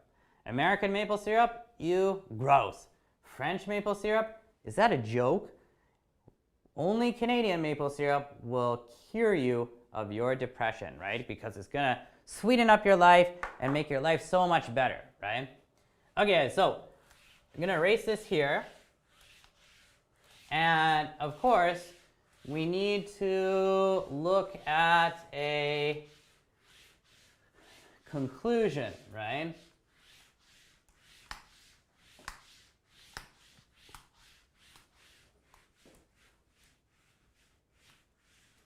Okie dokie.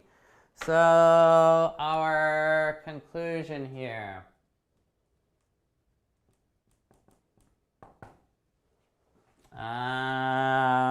So again, I'm pushing Canadian maple syrup. Now I could, with conclusions, you can always start with like in conclusion, comma, da da da da da da da da. But you know, you don't want to do that all the time. So, so I'm just gonna push, right, and use a modal here. You must try our product. You have to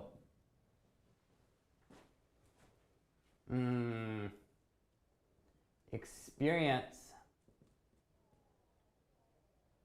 what the adjective sweet really means. Of course, you could try honey or other types of sweet sauces, but nothing comes close to. Now I want to try to use maybe a couple more.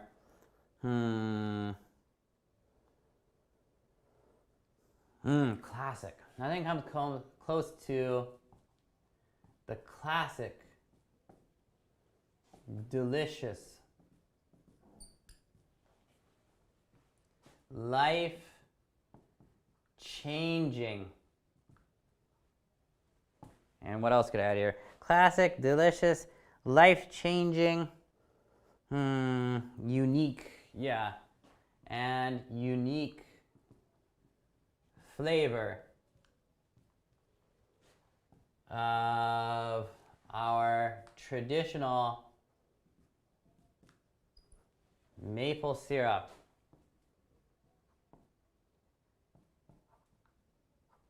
Produced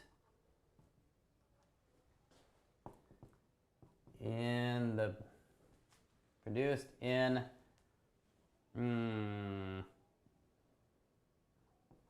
most beautiful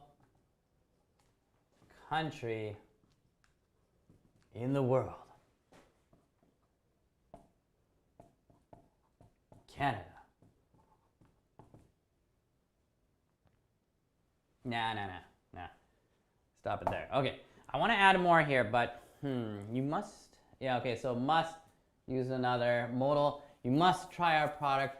You have another modal to experience what the adjective sweet really means. Of course, you could try honey or other types of sweet sauces, but nothing comes close to the classic, delicious, life-changing, and unique flavor of our traditional maple syrup produced in the most beautiful country in the world. Wow, that's like too much stuff, right?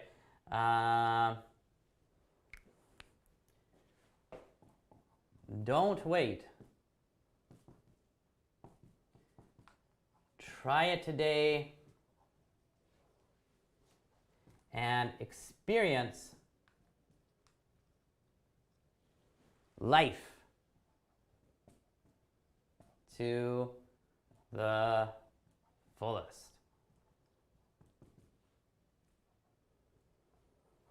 Okay, so let's think about this conclusion again. Now, actually, I wasn't keeping count of how many modals and how many adjectives I used.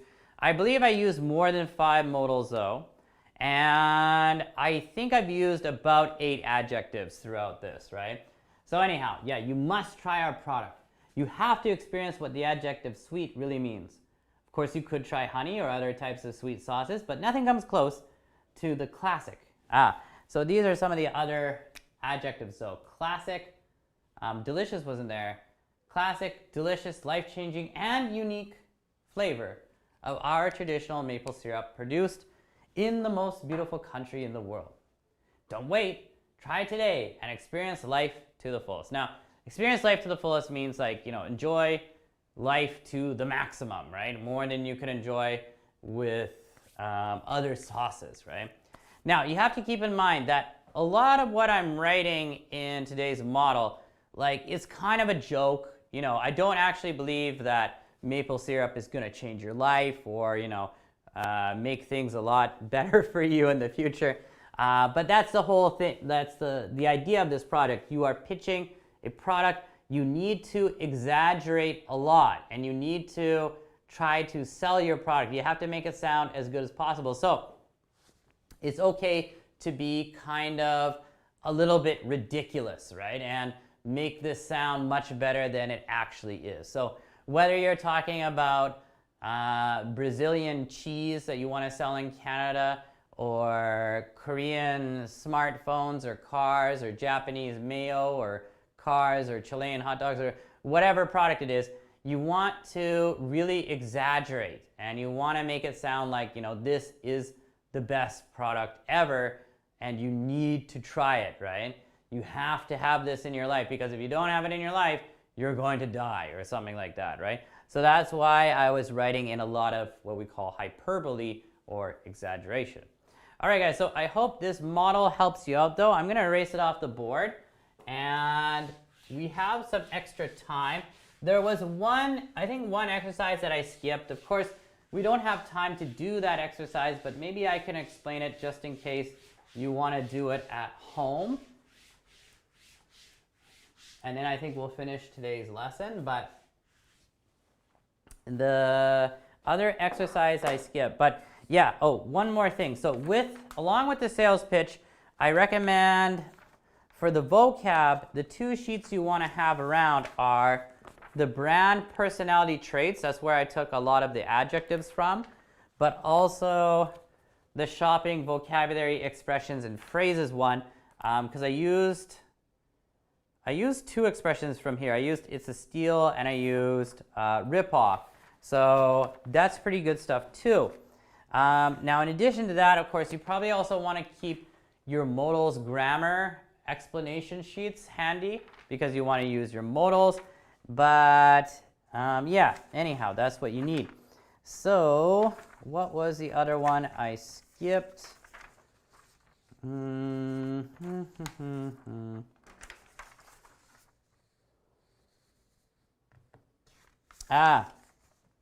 Okay, guys, so there was one more exercise that I did skip, and this exercise is pretty good, especially if you have a partner at home, somebody to play it with. And it's this one here where it says, can you ... question mark. This is quite good. Now, you just need one partner, because you need, student A and student B, And you'll see here that for student A and student B, you have a list of sentences here. So for example, student A number 1, my partner can or can't draw a square and a circle at the same time. So what does this mean? Now, what you're doing here with your partner is you're talking about ability. So this is a modal verbs of ability activity, and you have to guess whether your partner can or cannot do certain things. The student then asks, can you, questions to find out if their guesses are right or wrong. So you divide up into 2, and you give each person, you're either going to get the student A1 or the student B1, and then you ask the students to write their partner's name in the space at the top of the worksheet. And first step is working alone. You have to guess whether your partner can or cannot do these things. So let's imagine I have a partner here and I'm student A. So I have to think like my partner can or can't draw a square and a circle at the same time. So draw a square and a circle. So they have to use like a pen or pencil in both hands. They have to draw a circle and a square at the same time. I can't do it. So anyhow, I would think my partner can't do it. So I put an X. My partner can or can't ride a horse. So I think about my partner. Can they ride a horse? Can they? So I make a guess, and I make a guess for the rest of these 10 ones here. And so does my partner. Now, when you're finished making a guess, then you have to ask the partner and find out if your guesses are right or wrong. Now, when you're asking, of course, you have to change these into questions. So you're going to start with, can you, right? So the first one here, my partner can or can't draw a square and a circle at the same time. All I have to do is say, can you draw a square and a circle at the same time? Or number 2, can you ride a horse? Number 3, can you say goodbye in 5 languages? Number 4, can you drive a car? Can you swim 100 meters? Can you cook well? Can you add 143 to 89 without writing anything? Can you say the months of the year backwards? Can you name 6 countries in Europe? Can you play a musical instrument, right? So you ask them these questions, and then you have to put a tick or a cross in the last column depending on whether your guess was right or wrong. And the person who has the most correct guesses wins the game or the activity. So it's kind of fun. So you just have to break it down. First, you make a guess. Can your partner do this or can they not? Then after, you ask them these questions with can, and then you find out whether you were right or wrong. Did you guess correctly about your partner? So actually, that's kind of like the really fun activity. I highly recommend doing this if you actually have somebody at home you can play with, whether it's a sibling or your husband or wife, or girlfriend, boyfriend, or your mom or dad. It could be a lot of fun. But that's about it for today's class, guys. I know we got an extra 2 minutes here, but yeah, our plan for tomorrow, of course, we're going to be doing some reading, and that should be fun. And yeah, of course, I don't think we have a grammar review tomorrow, but don't worry, we're going to be doing and looking at these modals in more detail as the week progresses. So it should be a lot of fun. And we'll see how things go this week. But yeah, so guys, I will see you guys later. You guys have a good day. Get started on your writing. It's due on Wednesday, right? Just remember, you need 5 modals and 8 of those adjectives or expressions. So keep those sheets handy and you should be okay. All right, guys, so see you tomorrow.